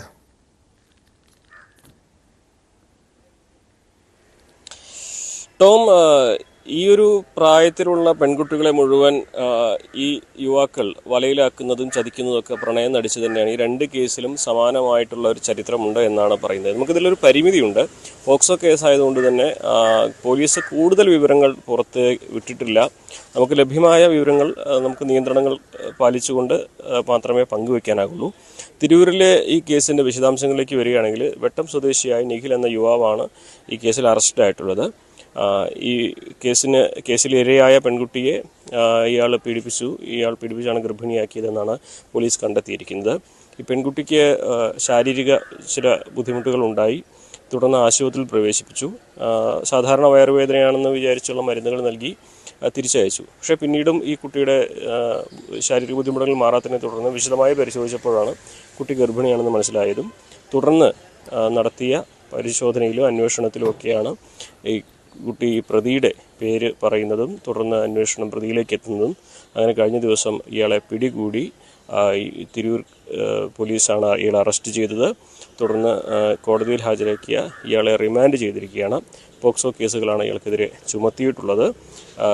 10ാം ക്ലാസ്സിൽ പഠിക്കുന്ന കുട്ടിയാണ് ഇതെന്നാണ് ഏറ്റവും സങ്കടകരമായ കാര്യം. അപ്പോൾ അത്രയും ചെറിയ പെൺകുട്ടികളെ പ്രണയം നടിച്ച് വലയിലാക്കി ഗർഭിണിയാക്കി എന്ന വലിയ ഒരു കുറ്റം തന്നെയാണ് പ്രതിക്കെതിരെ ചുമത്തിയിട്ടുള്ളത്. നിലവിൽ ഇയാൾ റിമാൻഡിലാണ്. രണ്ടാമത്തെ കേസ് വണ്ടൂരിലാണ്. വണ്ടൂരിലും പ്രായപൂർത്തിയാവാത്ത പെൺകുട്ടി തന്നെയാണ്. തീർച്ചയായും അനുമോദ് സൂചിപ്പിക്കുന്ന പോലെ ഇത്തരം പ്രണയക്കെണികൾ നിത്യേന നമ്മൾ കേൾക്കാറുണ്ട്. കഴിഞ്ഞ ദിവസം ഇടുക്കിയിൽ ഇൻസ്റ്റഗ്രാം വഴി പരിചയപ്പെട്ട ഒരു പെൺകുട്ടിയാണ് മറ്റൊരു ജില്ലയിൽപ്പെട്ട യുവാവ് ലൈംഗിക ചൂഷണത്തിന് ഇരയാക്കി പിന്നീട് ഗർഭിണിയാക്കിയത്. ഇതുപോലെ തന്നെ ഒരു 10ാം ക്ലാസ്സുകാരി, മലപ്പുറം തിരൂരിൽ 10ാം ക്ലാസ്സുകാരിയാണ് ലൈംഗിക ചൂഷണത്തിന് ഇരയായി ഗർഭിണിയായത്. ഇതുപോലെ തന്നെ ഈ സമൂഹ മാധ്യമങ്ങളിലൂടെ പരിചയപ്പെട്ട് പ്രണയക്കെണി ഒരുക്കുന്നു. ഇത് തന്നെയാണോ ഈ കേസുകളിലും സംഭവിച്ചത് അനുമോദ്?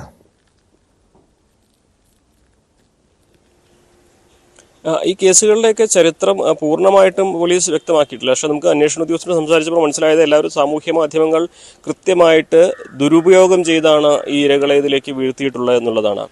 ഏറ്റവും പ്രധാനമായിട്ട് ഇൻസ്റ്റഗ്രാമിൻ്റെ ഒരു സാന്നിധ്യം തന്നെയാണ്. ഇൻസ്റ്റഗ്രാമിലൂടെയുള്ള മെസ്സേജിങ്, ചാറ്റിങ് ഇതൊന്നും ഒരുപക്ഷെ രക്ഷിതാക്കൾക്ക് അറിയുന്നതാവണമെന്നില്ല. ഈ ഒരു രക്ഷിതാക്കൾ കൃത്യമായിട്ട് ഇവരുടെ ഈ പ്രത്യേകിച്ച് സാമൂഹ്യ മാധ്യമങ്ങൾ ഉപയോഗിക്കാൻ അറിയുന്നവരാകണം എന്നില്ല രക്ഷിതാക്കൾ. അവരുടെ ഈ ഒരു നിസ്സഹായത, അറിവില്ലായ്മയൊക്കെ മുതലാക്കി അല്ലെങ്കിൽ അവരുടെ വിശ്വാസം മുതലാക്കി ഈ പെൺകുട്ടികളെ ഈ സാമൂഹ്യ മാധ്യമങ്ങൾ വഴി ഇത്തരത്തിലുള്ള ചൂഷണങ്ങൾക്ക് വിധേയമാക്കുന്നു എന്നുള്ളതാണ് വളരെ സങ്കടകരമായ കാര്യം. ഏറ്റവും പ്രധാനപ്പെട്ട ഒരു കാര്യം, ഈ കുട്ടികൾ സാമൂഹ്യ മാധ്യമങ്ങൾ എങ്ങനെ ഉപയോഗിക്കുന്നു എന്ന കാര്യത്തിൽ രക്ഷിതാക്കൾക്ക് കൃത്യമായൊരു ധാരണ വേണ്ടതാണ്. എന്തൊക്കെ പറഞ്ഞാലും കുട്ടികളുടെ സ്വാതന്ത്ര്യം, അവരുടെ അവകാശം എന്നൊക്കെ പറയാമെങ്കിൽ പോലും ഇത്തരത്തിലുള്ള ചതികളിൽ അകപ്പെടുമ്പോഴാണ് ഇതിൻ്റെയൊക്കെ ഒരു ദുരന്തവശം, ദൂഷ്യവശം ശരിക്കും മനസ്സിലാവുന്നത്. അപ്പോൾ കൃത്യമായി രക്ഷിതാക്കൾ ഇതിനെക്കുറിച്ച് അറിവില്ല എന്ന ബോധ്യമുള്ള കുട്ടികളൊക്കെ ഇതിൽ മുതലെടുക്കുന്നു എന്നുള്ളൊരു വാസ്തവമുണ്ട്. ഇതൊക്കെ നമ്മൾ പറയുമ്പോൾ എഡിറ്റോറിയലൈസ് ചെയ്ത് പറയുന്നതല്ല. ഇതുമായി ബന്ധപ്പെട്ട ആളുകൾ, ഇവർക്ക് കൗൺസിലിംഗ് കൊടുക്കുന്നവരും ഇത്തരം കേസ് അന്വേഷിക്കുന്നവരും ഒക്കെ പങ്കുവെച്ച വിവരങ്ങളാണ് നമ്മൾ പറയുന്നത്. ഒരിക്കലും ആരുടെയും സ്വാതന്ത്ര്യത്തിനെതിരായിട്ടുള്ളതല്ല. പക്ഷേ അതൊരു വാസ്തവമുണ്ട് എന്നുള്ളത് കൊണ്ടാണ് നമ്മളിത് പങ്കുവെക്കുന്നത്. പക്ഷേ ഇത് കാണുന്നവർക്കൊക്കെ ആ കാര്യത്തിലൊരു ധാരണ വേണം. കാരണം കുട്ടികൾ സാമൂഹ്യ മാധ്യമങ്ങളിൽ എങ്ങനെ ഇടപെടുന്നു എന്നുള്ള കാര്യത്തിൽ രക്ഷിതാക്കൾക്ക് കൃത്യമായ ധാരണയും ബോധ്യവും വേണം എന്നുള്ളതാണ് ഇതിൽ ഏറ്റവും പ്രധാനപ്പെട്ട ഒരു കാര്യം. കാരണം അവർക്കറിയാത്ത വഴികളിലൂടെയാണ് കുട്ടികൾ പലപ്പോഴും സഞ്ചരിക്കുകയും ചതിക്കപ്പെടുകയും ചെയ്യുന്നത്. ചെറിയ കുട്ടികളാണ്, അവരെ പറ്റിക്കാനും ഇത്തരത്തിൽ വലയിലാക്കി. തീർച്ചയായും മാതാപിതാക്കളുടെ ഒരു അശ്രദ്ധ ഈ കേസുകളിലൊക്കെ പരിശോധിച്ചാൽ മനസ്സിലാക്കാൻ കഴിയും.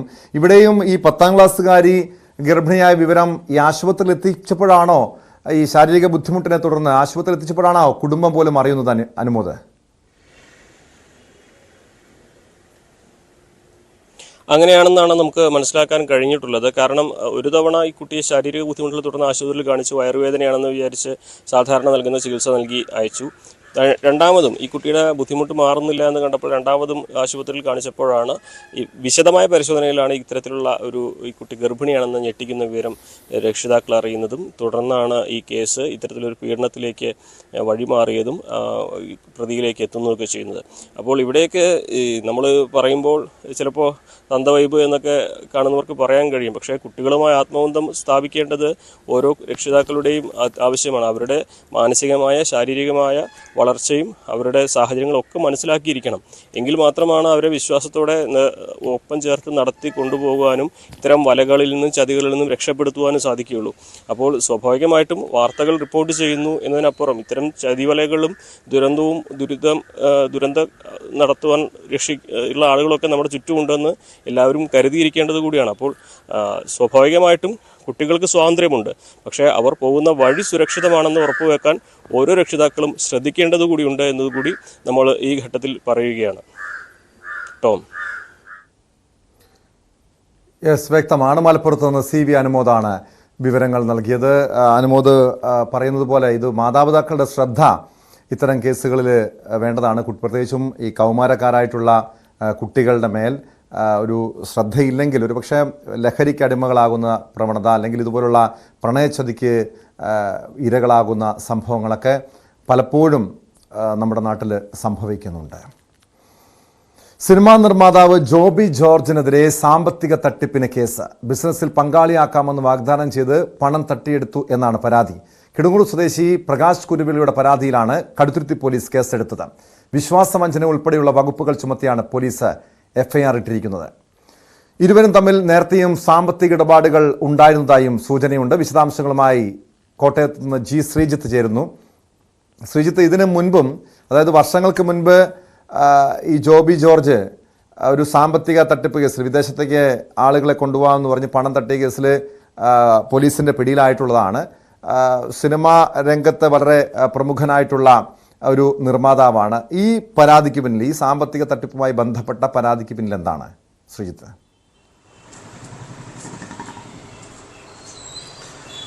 ആ 2015 മുതലുള്ള സംഭവങ്ങളുടെ വിവരങ്ങളാണ് പുറത്തു വരുന്നത്.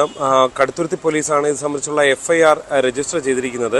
അതായത് കിടങ്ങൂർ സ്വദേശിയായ പ്രകാശ് കുരുവിള എന്നയാളിൽ നിന്നും കോട്ടയത്ത് കുമരകത്തെ ഒരു പ്രധാനപ്പെട്ട വലിയ റിസോർട്ട് വാങ്ങുന്നതിനായി അഡ്വാൻസ് നൽകുന്നതിന് പണം വേണം എന്ന് ചൂണ്ടിക്കാണിച്ചുകൊണ്ട് ഒരു ബിസിനസ് ഇടപാടാണ് രണ്ടുപേരും ചേർന്നുള്ള, അവരുമായിട്ടുള്ള ബന്ധങ്ങളുണ്ട് എന്നൊക്കെ ചൂണ്ടിക്കാണിച്ചുകൊണ്ട് അവരുടെ എല്ലാം ഈ ഉന്നത ബിസിനസ് മുതലാളിമാരുടെ എല്ലാം ഇമെയിൽ അടക്കം കാണിച്ചുകൊണ്ടാണ് ഈ ജോബി ജോർജ് ഇയാളിൽ നിന്ന്, ഈ പ്രകാശ് കുരുവിളിൽ നിന്ന് പണം വാങ്ങിയത് എന്നാണ് ഈ FIR-ൽ പറയുന്നത്.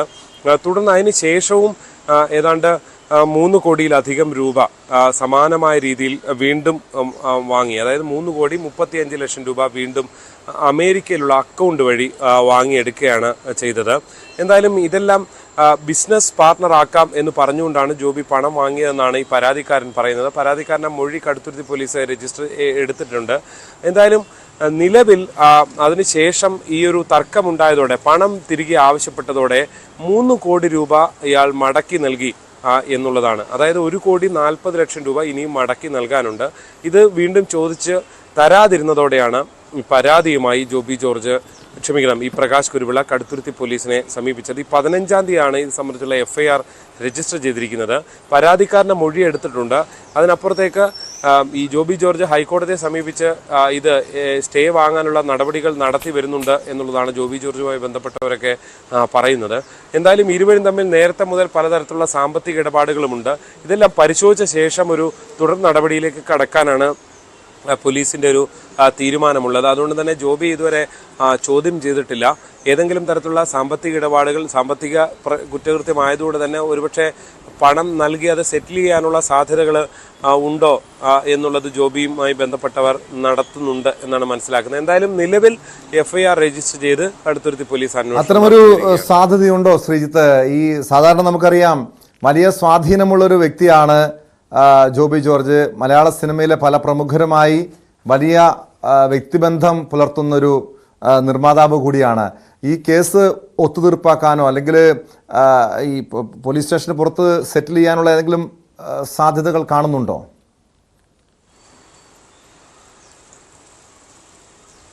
തീർച്ചയായും അത്തരം സാധ്യത. ഒന്നാമത് രണ്ടുപേരും ബിസിനസ്സുകാരാണ്. അതുകൊണ്ട് തന്നെ പണം കിട്ടുക എന്നുള്ളത് തന്നെയാണ്. പണം കൊടുക്കുന്നതോടുകൂടി കേസ് അവസാനിക്കാനുള്ള സാധ്യത തന്നെയാണുള്ളത്. പക്ഷെ ആ പണം കൊടുക്കാതെ വന്നതോടുകൂടിയാണ് ഇതൊരു കേസായി മാറുന്ന നിലയിലേക്ക് കാര്യങ്ങൾ എത്തിയത്. എന്തായാലും ഇനിയൊരു നിയമവ്യവഹാരത്തിലേക്ക് കാര്യങ്ങൾ പോവുകയാണ്. ഒന്നുള്ളത് ഈ 4,40,000 ഉള്ളതിൽ 4,40,000 ലക്ഷം ഉള്ളതിൽ 3 കോടിയോളം രൂപ ഇതിനകം തന്നെ കൊടുത്തിട്ടുണ്ട്. ബാക്കിയുള്ള തുകയ്ക്കാണ് ഈ ഒരു തർക്കവും ഇപ്പോൾ ഒരു കേസിലേക്കും പോയിട്ടുള്ളത്. അതുകൊണ്ട് തന്നെ ഒരുപക്ഷെ ഒരു ഇടനില നിന്നുകൊണ്ട് കൂടുതൽ സമയം ആവശ്യപ്പെടുകയും അങ്ങനെ പണം മടക്കി നൽകാനുള്ള സാധ്യതയൊക്കെ നമുക്ക് തള്ളിക്കളയാൻ കഴിയില്ല. എന്തായാലും പോലീസിനെ സംബന്ധിച്ച് അവർക്ക് ലഭിച്ച പരാതി പ്രകാരം പരാതിക്കാരൻ്റെ മൊഴി കൂടി രേഖപ്പെടുത്തി നിയമപരമായ നടപടിയാണ് സ്വീകരിച്ചിട്ടുള്ളത്. ഹൈക്കോടതി അടക്കം നേരിട്ട് കണ്ട് ഇത് FIR റദ്ദ് ചെയ്യാനുള്ള നടപടിയാണ് ജോബിയുടെ ഭാഗത്തു നിന്ന് ഉണ്ടാകുന്നതെന്നാണ് നമുക്ക് മനസ്സിലാക്കാൻ സാധിക്കുന്നത്. എന്തായാലും നിലവിൽ ഇയാൾക്കെതിരെ കേസെടുത്തിട്ടുണ്ട്. ഒരുപക്ഷെ വരും ദിവസങ്ങളിൽ ഇത് സെറ്റിലാവാനുള്ള സാധ്യത ഇല്ല എങ്കിൽ കൂടുതൽ നടപടികളിലേക്ക് പോലീസ് കടക്കാൻ തന്നെയാണ് സാധ്യതയുള്ളത്. ഒരു ബിസിനസ് ഇടപാടുകൾ ഉള്ളവരായതുകൊണ്ട് തന്നെ നേരത്തെയും ഈ സാമ്പത്തിക ഇടപാടുമായി ബന്ധപ്പെട്ട ചില ആക്ഷേപങ്ങളൊക്കെ ഉയർന്നു കേട്ടിട്ടുള്ളതാണല്ലോ. വർഷങ്ങൾക്ക് മുൻപ് ജോബി ജോർജ് സാമ്പത്തിക ഇടപാടുമായി സാമ്പത്തിക തട്ടിപ്പ് നടത്തിയെന്നൊരു പരാതി വരുന്നു. പിന്നീട് അറസ്റ്റ് ചെയ്യുന്ന സാഹചര്യങ്ങളൊക്കെ ഉണ്ടായിട്ടുണ്ട്. വേറെ ഏതെങ്കിലും കേസുകൾ ഇതല്ലാതെ, അതായത് കടുത്തുരുത്തി സ്വദേശിയുടെ, കിടങ്ങൂർ സ്വദേശിയുടെ പരാതി അല്ലാതെ മറ്റേതെങ്കിലും കേസുകൾ ജോബി ജോർജിനെതിരെ നിലവിലുണ്ടോ?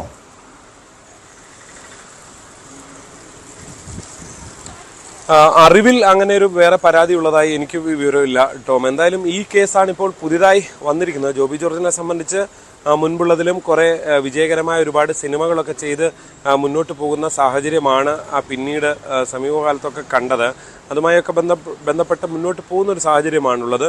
എന്തായാലും ഇതൊരു പണമിടപാടാണ്, അങ്ങോട്ടും ഇങ്ങോട്ടുമുള്ള ഒരു പണമിടപാടാണ്. പക്ഷെ അതിൽ ജോബി ജോർജ് ചില തട്ടിപ്പുകൾ നടത്തി എന്നുള്ളതാണ് പരാതിക്കാരൻ പറയുന്നത്. പ്രത്യേകിച്ച് ഈ ഉന്നതരുടെ വ്യാജ ഇമെയിൽ ഐഡികൾ കാണിച്ചുകൊണ്ട് പണം കടം വാങ്ങി എന്ന് പറയുമ്പോൾ, അതായത് ബിസിനസ് ആവശ്യത്തിലേക്ക് പാർട്ണറാക്കാം എന്ന് പറഞ്ഞ് വാങ്ങുന്നു എന്നൊരു പരാതി വരുമ്പോൾ അതിനെക്കുറിച്ച് പോലീസ് സ്വാഭാവികമായിട്ടും ഗുരുതരമായി പരിശോധിക്കേണ്ട ഒരു സാഹചര്യമുണ്ട്. പ്രത്യേകിച്ച് അങ്ങനെ ഒരു തട്ടിപ്പ് നടന്നോ എന്നത് പരിശോധിക്കേണ്ടത് തന്നെയാണ്. സ്വാഭാവികമായിട്ട് അതിനാണ് പോലീസ് നീക്കങ്ങൾ, അന്വേഷണം നടത്തിക്കൊണ്ടിരിക്കുന്നത്. സാമ്പത്തിക ഇടപാട്, ഈ നടന്ന മുഴുവൻ പണത്തിൻ്റെ ഇടപാടുകൾ ബാങ്ക് ട്രാൻസാക്ഷനാണ് ഉണ്ടായിട്ടുള്ളത്, അല്ലാതെ വാക്കാലോ അല്ലെങ്കിൽ വേറെ എവിടെയെങ്കിലും കള്ളപ്പണം, അതായത് അങ്ങനെയുള്ള പണമൊന്നും, കുഴൽപ്പണമോ അങ്ങനെയുള്ള കൈമാറ്റമൊന്നുമല്ല, ബാങ്ക് ട്രാൻസാക്ഷൻസ് ആണ് ഉണ്ടായിട്ടുള്ളത്. അതുകൊണ്ട് തന്നെ അതിന് കൈമാറ്റത്തിന് തെളിവുകളും ഉണ്ട് എന്നുള്ളതാണ് അവിടെ നിൽക്കുന്ന ഒരു കാര്യം. അതുകൊണ്ട് തന്നെ സ്വാഭാവികമായി ഇതിനെക്കുറിച്ച് പരിശോധിക്കാവുന്നതേ ഉള്ളൂ പോലീസിനെ സംബന്ധിച്ച്. മാത്രമല്ല, ഈ പണമിടപാടിൽ ഏതാണ്ട് 3/4 ഒരു 4/1 ഭാഗം, 3 ഭാഗവും കൊടുത്തു കഴിഞ്ഞ ഒരു സാഹചര്യം കൂടിയാണുള്ളത്. അതുകൊണ്ട് തന്നെ ബാക്കി പണം 1,01,40,000 കൊടുക്കുക, 40 ലക്ഷം കൊടുക്കുക എന്നുള്ളതാണ് ഇനി ബാക്കിയുള്ളത്. അതുകൊണ്ട് തന്നെ അത്തരം ഇടപാടുകളിലേക്ക് പോകാനുള്ള സാധ്യത നിലവിൽ ഉണ്ട് എന്ന് കരുതേണ്ടി വരും. പക്ഷെ പോലീസിനെ സംബന്ധിച്ച് മറ്റ് കൂടുതൽ ഈ ലഭിച്ച പരാതിயின் പ്രകാരം കേസ് രജിസ്റ്റർ ചെയ്ത് അന്വേഷണവുമായിട്ട് പോവുക എന്നുള്ളതാണ് അവർക്ക് മുന്നിലുള്ളത്. അതാണ് അവർ ചെയ്തു വരുന്നത്. വ്യക്തമാണ്. ജി ശ്രീജിത്താണ് കോട്ടയത്തു നിന്നും വിവരങ്ങൾ നൽകിയത്. നിർമ്മാതാവ് ജോബി ജോർജിനെതിരെയാണ് സാമ്പത്തിക തട്ടിപ്പിന് പോലീസ് കേസെടുത്തിരിക്കുന്നത്. മലപ്പുറത്ത് നിറത്തിന്റെ പേരിൽ അപമാനിച്ചതിൽ മനംനൊന്ത് ആത്മഹത്യ ചെയ്ത ഷഹാന മുംതാസിന്റെ ഭർത്താവിനെ കോടതിയിൽ ഹാജരാക്കി. ഇന്നലെ രാത്രിയാണ് കണ്ണൂർ വിമാനത്താവളത്തിൽ ഇറങ്ങിയപ്പോൾ അബ്ദുൽ വാഹിദിനെ പോലീസ് പിടികൂടിയത്. ഇയാളെ Malappuram judicial first class magistrate കോടതിയിലാണ് ഹാജരാക്കിയത്. വിശദാംശങ്ങളുമായി മലപ്പുറത്ത് നിന്ന് CB അനുമോദിച്ചിരുന്നു. അനുമോദ്, നമ്മൾ കേട്ടുകേൾവിയില്ലാത്ത, സമീപകാലത്തൊന്നും കേട്ടുകേൾവിയില്ലാത്തൊരു സംഭവമാണ്. നിറത്തിൻ്റെ പേരിൽ ഭാര്യയെ, അതും നവവധുവിനെ അവഹേളിക്കുക, ഇംഗ്ലീഷ് അറിയില്ലെന്ന് പറഞ്ഞ് അപമാനിക്കുക, ഒടുവിൽ ഈ ബന്ധം തന്നെ വേർപിരിയാനുള്ള സമ്മർദ്ദം ചെലുത്തുക, ഇതിൻ്റെയൊക്കെ മനോവിഷമത്തിലാണ് ഷഹാന എന്ന യുവതി ആത്മഹത്യ ചെയ്തത്. സംഭവത്തിൽ ഈ ഭർത്താവ് വാഹിദിനെ പോലീസ് നിലവിൽ കോടതിയിൽ ഹാജരാക്കിയിട്ടുണ്ട്. ഏതൊക്കെ വകുപ്പുകളാണ് ചുമത്തിയിരിക്കുന്നത്? നിലവിൽ ഈ വാഹിദ് മാത്രമാണോ കേസിലെ പ്രതിയായിട്ടുള്ളത്?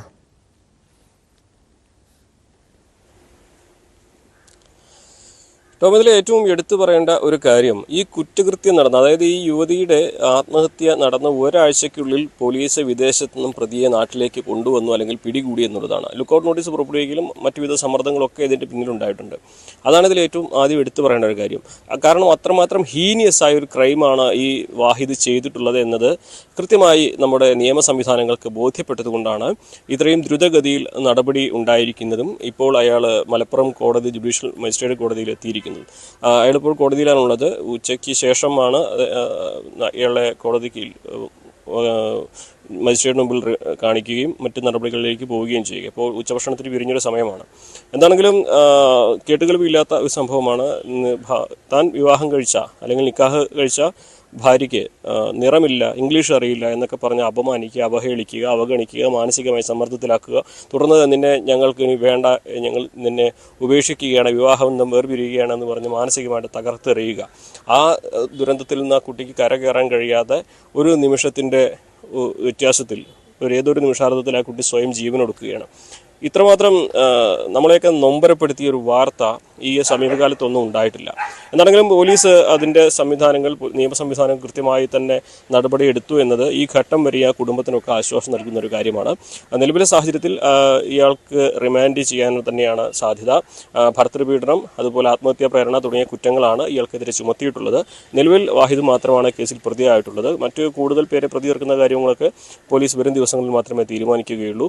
രണ്ട് കാര്യങ്ങൾ ഇതുകൂടി ഇതിലുണ്ട്. ഒന്ന്, ഈ വാഹിദിന് ശബ്ദ സന്ദേശം, ഈ വാഹിദിന്റെ മാതാപിതാക്കൾ ഈ ബന്ധം വേർപിരിയാൻ ഷഹാനയെ നിർബന്ധിച്ചിരുന്നു, സമ്മർദ്ദം ചെലുത്തിയിരുന്നു എന്നൊരു പരാതി കൂടി ഈ യുവതിയുടെ കുടുംബം ഉന്നയിക്കുന്നുണ്ടല്ലോ. അങ്ങനെയെങ്കിൽ വാഹിദിനെതിരെ മാത്രം കേസെടുത്താൽ പോരല്ലോ, ഇയാളുടെ കുടുംബത്തിനെതിരെ, മാതാപിതാക്കൾക്കെതിരെ എന്തുകൊണ്ടാണ് പോലീസ് ഇതുവരെയും കേസ് രജിസ്റ്റർ ചെയ്യാത്തത്?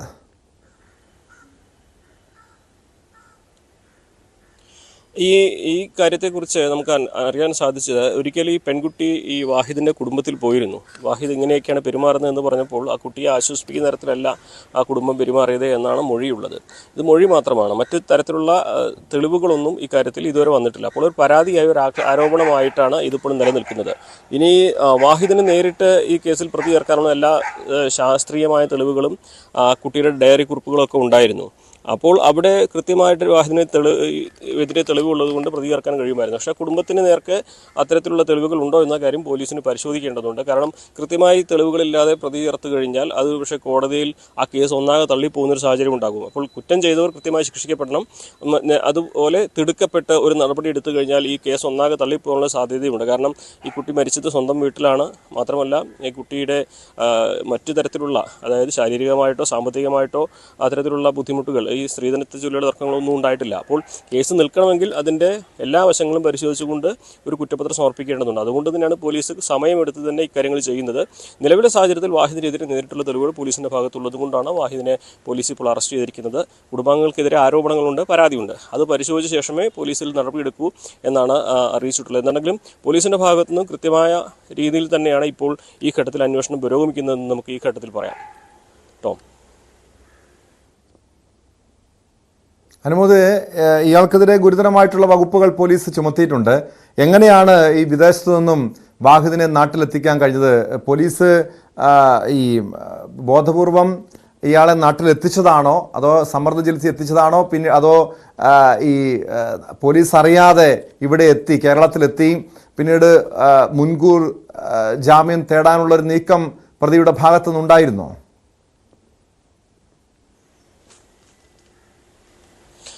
ഇതിൽ നമുക്ക് പോലീസിന് വന്ന് അറിയാൻ കഴിഞ്ഞ ഒരു കാര്യം, ഇയാൾക്കെതിരെ ലുക്കൌട്ട് നോട്ടീസ് പുറപ്പെടുവിച്ചിരുന്നു എന്ന് മാത്രമാണ്. മാത്രമല്ല ഈ കേസിനെ ചൊല്ലി വലിയ സമ്മർദ്ദം ഉയർന്നിട്ടുണ്ട്. ഇയാളുടെ കുടുംബം ഇപ്പോഴും ഒളിവിലാണ്. ഈ സംഭവം ഉണ്ടായതിൽ പിന്നെ ഇയാളുടെ കുടുംബം എവിടെയാണെന്ന് അറിയില്ല, വീട് പൂട്ടിക്കിടക്കുന്നൊരവസ്ഥയാണ്. സ്വാഭാവികമായിട്ടും അയാളിൽ സമ്മർദ്ദം ഉണ്ടായിരിക്കാം. മാത്രമല്ല ഈ തൊഴിലിടത്തിൽ ഇത്രയും വിദേശ രാജ്യത്താണെങ്കിലും മലയാളികൾ ഒരുപാടുള്ള സമൂഹമാണ്. അപ്പോൾ ഈ തൊഴിലിടത്തിൽ ഇത്രയും വലിയ വിവാദമായ ഒരു കേസിൻ്റെ ഭാഗമായിട്ട് അതിൽ പ്രതിയായ ഒരാൾക്ക് നിന്ന് പോകാൻ കഴിയാത്ത തരത്തിലൊരു സാഹചര്യം വന്നിട്ടുണ്ടായിരിക്കാം. അങ്ങനെ അയാൾ നാട്ടിലെത്തിയപ്പോൾ കൃത്യമായി ഇയാൾക്ക് ലുക്കൌട്ട് നോട്ടീസ് ഉള്ളതുകൊണ്ട് എമിഗ്രേഷൻ വിഭാഗം ഇയാളെ തടഞ്ഞു വെക്കുകയും തുടർന്ന് മട്ടന്നൂർ പോലീസിനെ വിവരമറിയിക്കുകയും മട്ടന്നൂർ പോലീസ് ഇയാളെ കസ്റ്റഡി എടുക്കുകയും തുടർന്ന് കൊണ്ടോട്ടി പോലീസിന് കൈമാറുകയാണ് ചെയ്തിട്ടുള്ളത്.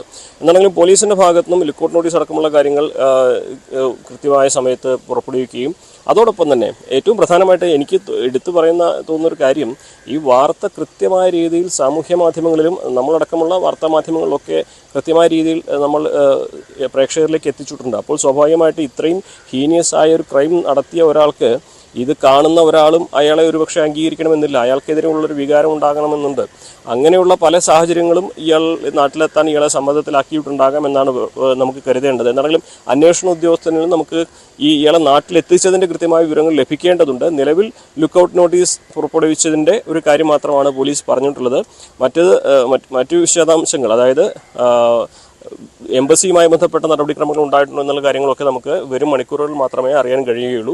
നിലവിൽ നമുക്ക് മനസ്സിലാക്കാൻ കഴിയുന്നത് വാർത്തകളുടെ ഒരു സമ്മർദ്ദം, ഈ വാർത്തകൾ ഉണ്ടാക്കിയ ഒരു സ്വാധീനം അയാളുടെ അറസ്റ്റിൽ ഉണ്ടായിട്ടുണ്ട് എന്ന് തന്നെ നമുക്ക് വിലയിരുത്താൻ കഴിയും. ടോം.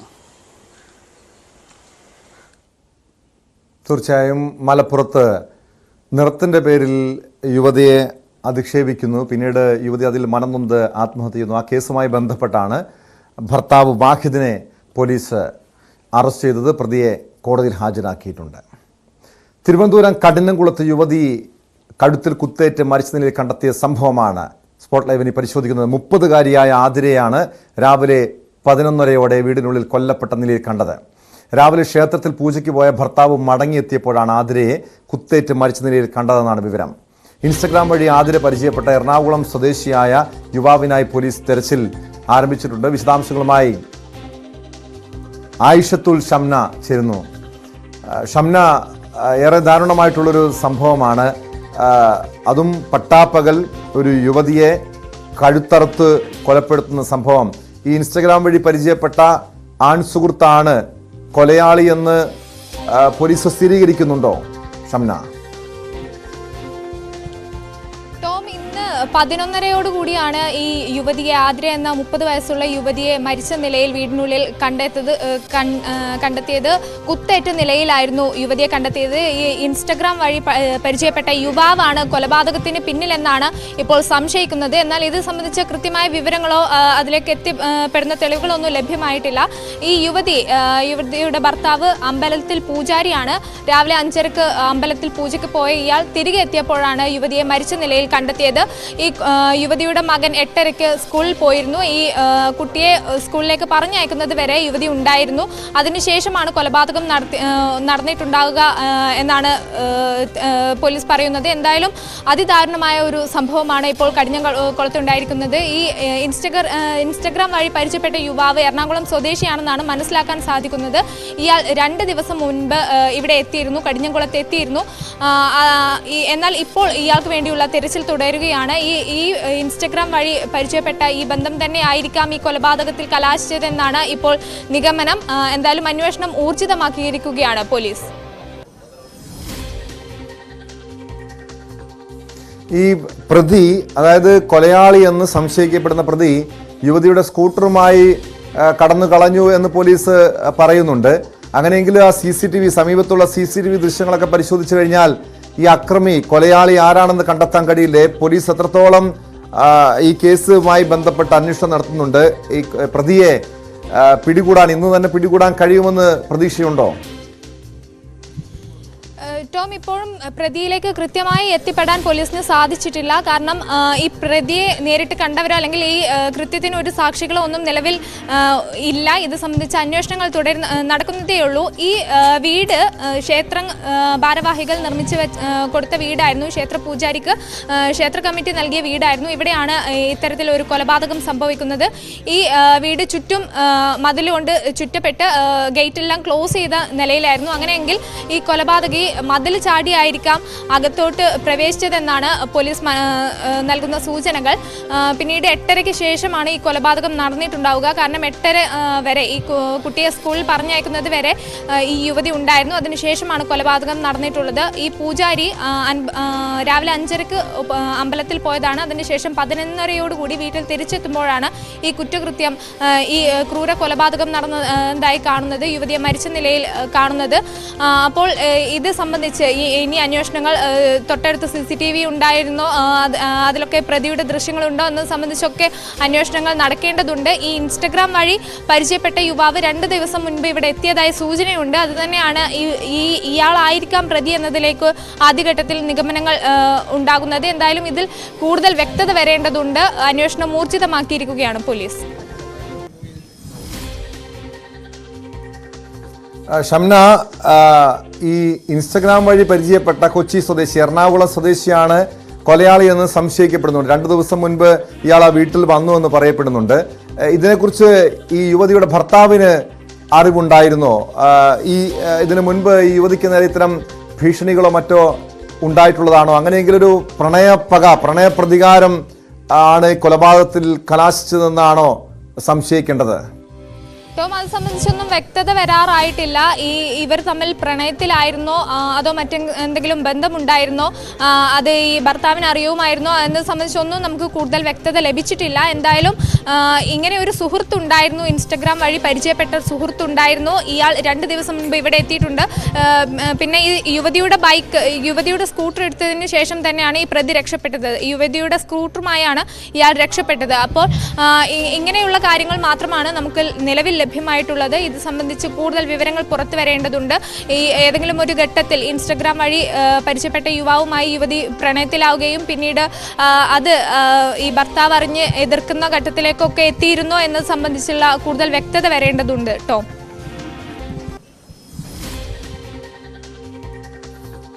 ആയിഷത്തുൽ ഷംനയാണ് വിവരങ്ങൾ നൽകിയത്. തിരുവനന്തപുരം കഠിനംകുളത്താണ് യുവതിയെ കഴുത്തറുത്ത് കൊലപ്പെടുത്തിയത്. ഇൻസ്റ്റഗ്രാം വഴി പരിചയപ്പെട്ട കൊച്ചി സ്വദേശിയായ യുവാവിനെ കേന്ദ്രീകരിച്ച് പോലീസ് അന്വേഷണം ആരംഭിച്ചിട്ടുണ്ട്. കാസർഗോഡ് പൂച്ചക്കാട് അബ്ദുൽ ഗഫൂർ ഹാജി കൊലക്കേസിൽ കൂടുതൽ പേരെ പ്രതി ചേർക്കാൻ അന്വേഷണ സംഘം. ഗൂഢാലോചനയിലടക്കം പങ്കാളിയായവരെയാണ് പ്രതി ചേർക്കുന്നത്. പാത്തൂട്ടി എന്ന പേരിൽ വാട്സാപ്പ് ഗ്രൂപ്പ് ഉണ്ടാക്കിയായിരുന്നു സംഘത്തിന്റെ ആശയവിനിമയമെന്നും കണ്ടെത്തിയിട്ടുണ്ട്. വിശദാംശങ്ങളുമായി KV ബൈജു ചേരുന്നു കാസർഗോഡ് നിന്ന്. ബൈജു, ജിന്നുമ്മ എന്ന ഷമീന സംഘവും നടത്തിയ ആസൂത്രിതമായിട്ടുള്ള കൊലപാതകമാണ് ഈ അബ്ദുൽ ഗഫൂർ ഹാജിയുടേതെന്ന് പോലീസ് നേരത്തെ കണ്ടെത്തുകയും പിന്നീട് ഈ സംഘത്തെ അറസ്റ്റ് ചെയ്യുകയും ചെയ്തതാണ്. ഇപ്പോൾ കൂടുതൽ പേരെ പ്രതി ചേർക്കുന്നു. അതായത് ഈ കൃത്യത്തിൽ നേരിട്ട് പങ്കെടുത്തവരെയാണോ അതോ ഗൂഢാലോചനയിൽ പങ്കെടുത്തവരാണോ ഇനി പ്രതിപട്ടികയിൽ വരിക?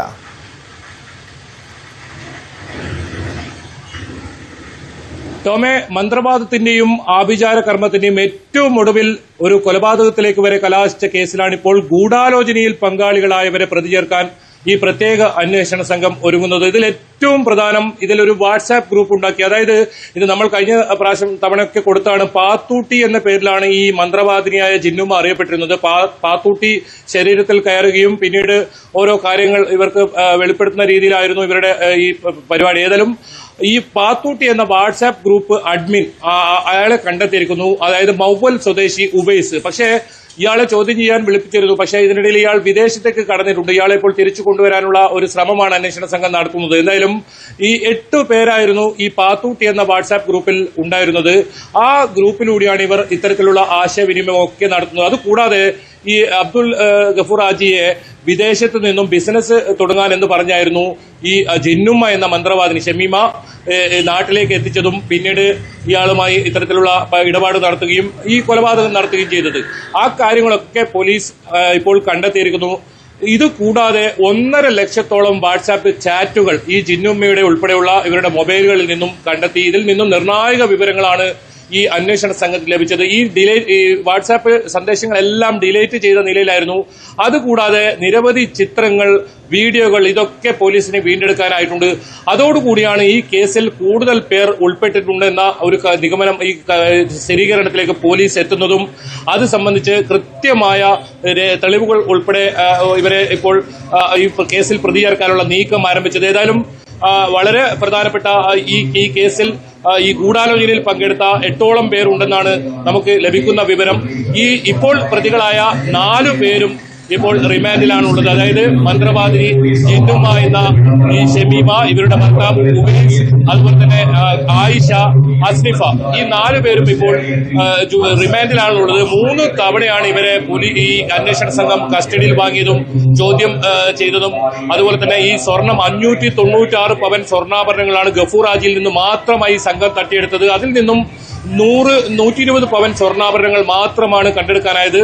ഏറ്റവും പ്രധാനം, ഈ ഗഫൂർ ഹാജിയെ കൊലപ്പെടുത്താൻ ഒരു വലിയ സംഘം തന്നെ ഗൂഢാലോചന നടത്തിയെന്ന കണ്ടെത്തലാണ്. ആ കാര്യം നിർണായകമാണ്. അത്തരത്തിലുള്ള കൂടുതൽ പേരെ പ്രതി ചേർക്കാൻ ആണിപ്പോൾ ഈ പ്രത്യേക അന്വേഷണ സംഘം തീരുമാനിച്ചിട്ടുള്ളത്.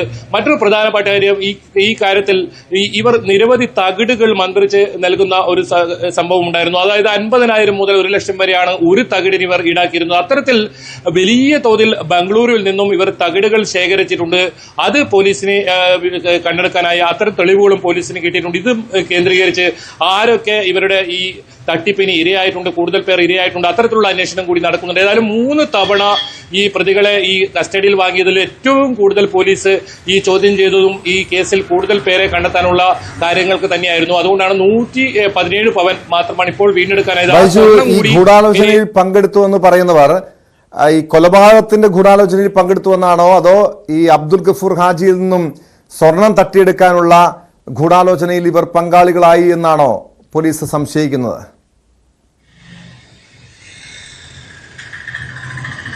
ടോമെ, ഈ കൊലപാതകത്തിന് മുൻപും അതുപോലെ തന്നെ ശേഷവും ഈ വാട്സാപ്പ് ഗ്രൂപ്പിൽ നിരവധി സന്ദേശങ്ങൾ ഇവർ തമ്മിൽ, ഈ 8 പേരടങ്ങുന്ന പാത്തൂട്ടി ഗ്രൂപ്പ് വഴി ഇവർ ആശയവിനിമയം നടത്തി. അതായത് നമുക്ക് മനസ്സിലാക്കാൻ സാധിക്കുന്നത് സ്വർണം മാത്രമല്ല, ഈ കൊലപാതകത്തിലും ഉൾപ്പെടെ ഈ സംഘം പങ്കാളികളായിട്ടുണ്ട് എന്ന ഒരു കണ്ടെത്തലാണ്.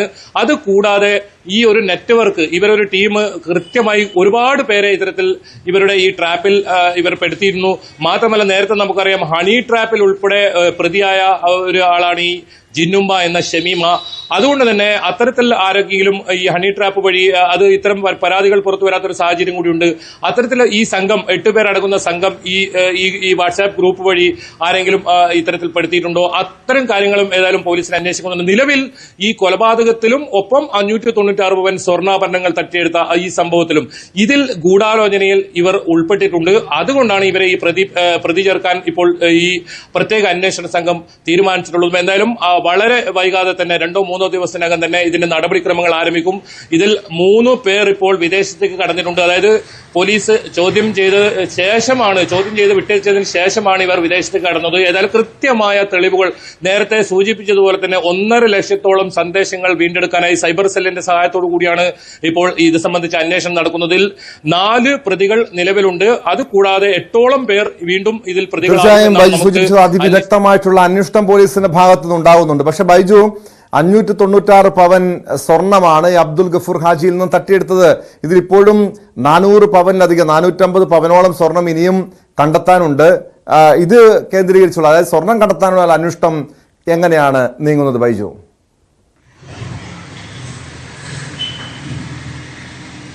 ടോമെ 3 തവണ കസ്റ്റഡിയിൽ വാങ്ങി അത്തരത്തിൽ ചോദ്യം ചെയ്യലിലാണ് നിലവിൽ 117 പവൻ സ്വർണ്ണാഭരണങ്ങൾ കണ്ടെടുക്കാനായത്. ഇതിൽ കൂടുതൽ സ്വർണം ഇവരുടെ കൂട്ടാളികൾക്ക് വീതിച്ച് നൽകിയിട്ടുണ്ടെന്നാണ് അന്വേഷണ സംഘം മനസ്സിലാക്കുന്നത്. അതായത് നേരത്തെ പറഞ്ഞതുപോലെ ഈ കൂടുതൽ പേരെ ഈ കേസിൽ പ്രതി ചേർക്കുന്നതോടുകൂടി ഈ സ്വർണം, ഇവർ പങ്കുവെച്ച സ്വർണം, അത് എവിടേക്കാണ് ഇവർ വിൽപ്പന നടത്തിയത്, അല്ലെങ്കിൽ നേരത്തെ സഹകരണ ബാങ്കുകളിലൊക്കെ പണയം വെച്ച് ഇത്തരത്തിൽ പണമെടുക്കുന്ന ഒരു സാഹചര്യമൊക്കെ ഉണ്ട്. അത് ഇവരുടെ സഹായികളായി പ്രവർത്തിച്ച ഇവർക്ക് വലിയ തോതിൽ സമ്പാദ്യം ചെറിയ കാലയളവിൽ ഉണ്ടാകുന്ന ഒരു അവസ്ഥയുണ്ടായിരുന്നു. കാറും വലിയ തോതിലുള്ള വീടുകളും ഒക്കെ വാങ്ങുന്ന ഒരു സാഹചര്യം ഉണ്ടായിരുന്നു. ഈ പണം ഗഫൂർ ഹാജിയുടെ ഈ സ്വർണം മാത്രമല്ല, മറ്റ് പലരിൽ നിന്നും തട്ടിയെടുത്ത പണമൊക്കെ ഇവർ ഈ സംഘവുമായി വീതിച്ച് നൽകിയിട്ടുണ്ട് എന്നതാണ് അന്വേഷണ സംഘത്തിന് മനസ്സിലാക്കിയിരിക്കുന്നത്. ഏതായാലും ഇവരെ പ്രതി ചേർത്ത് കൂടുതൽ ചോദ്യം ചെയ്യുന്നതോടുകൂടി ഈ ഗഫൂർ ഹാജിയുടെ വീട്ടിൽ നിന്ന് ഉൾപ്പെടെ ഈ തട്ടിയെടുത്ത സ്വർണ്ണാഭരണങ്ങൾ ഇവർക്ക് അന്വേഷണ സംഘത്തിന് കണ്ടെടുക്കാൻ കഴിയുമെന്ന ഒരു വിശ്വാസത്തിലാണ്, ഒരു പ്രതീക്ഷയിലാണുള്ളത്. മാത്രമല്ല, ഇത് ഗഫൂർ ഹാജിയുടെ മാത്രം സ്വർണ്ണമല്ല, ഇവരുടെ പല ബന്ധുക്കളിൽ നിന്നും ഗഫൂർ ഹാജി സ്വരൂപിച്ച് ഇത്തരത്തിൽ ഇരട്ടിപ്പിക്കാമെന്ന് 596 പവൻ ഇരട്ടിപ്പിച്ച് നൽകാമെന്ന് പറഞ്ഞായിരുന്നു ഈ തട്ടിപ്പ് നടത്തിയത്. വലിയ ഒരു ബിസിനസ്സുകാരനായ വിദേശത്ത് ജോലി ചെയ്യുന്ന ഇദ്ദേഹത്തെ നാട്ടിൽ വലിയ ബിസിനസ് നടത്താമെന്ന് പറഞ്ഞാണ് ഈ ജിന്നുമ്മ നാട്ടിലേക്ക് എത്തിച്ചത്. അതിന്റെ തെളിവുകൾ, ആ വാട്സാപ്പ് ചാറ്റുകൾ ഉൾപ്പെടെ ഈ അന്വേഷണ സംഘത്തിന് ലഭിച്ചിട്ടുണ്ട്. ഇത് കൃത്യമായ ആസൂത്രണം ചെയ്ത് ഒരുപാട് ഇത്തരത്തിലുള്ള ആളുകൾ ഉൾപ്പെട്ട ഒരു കേസായി ഇപ്പോൾ മാറുകയാണ്. 4 പേരിൽ വ്യക്തമാണ്. KV ബൈജു ആണ് വിവരങ്ങൾ നൽകിയത്. കാസർഗോഡ് പൂച്ചക്കാട്ടെ പ്രവാസി വ്യവസായി അബ്ദുൽ ഗഫൂർ ഹാജിയുടെ കൊലക്കേസുമായി ബന്ധപ്പെട്ടാണ് കൂടുതൽ പേരെ പ്രതി ചേർക്കാൻ അന്വേഷണ സംഘം ഒരുങ്ങുന്നത്. സ്പോട്ട് ലൈവ് പൂർണ്ണമാകുന്നു. നമസ്കാരം.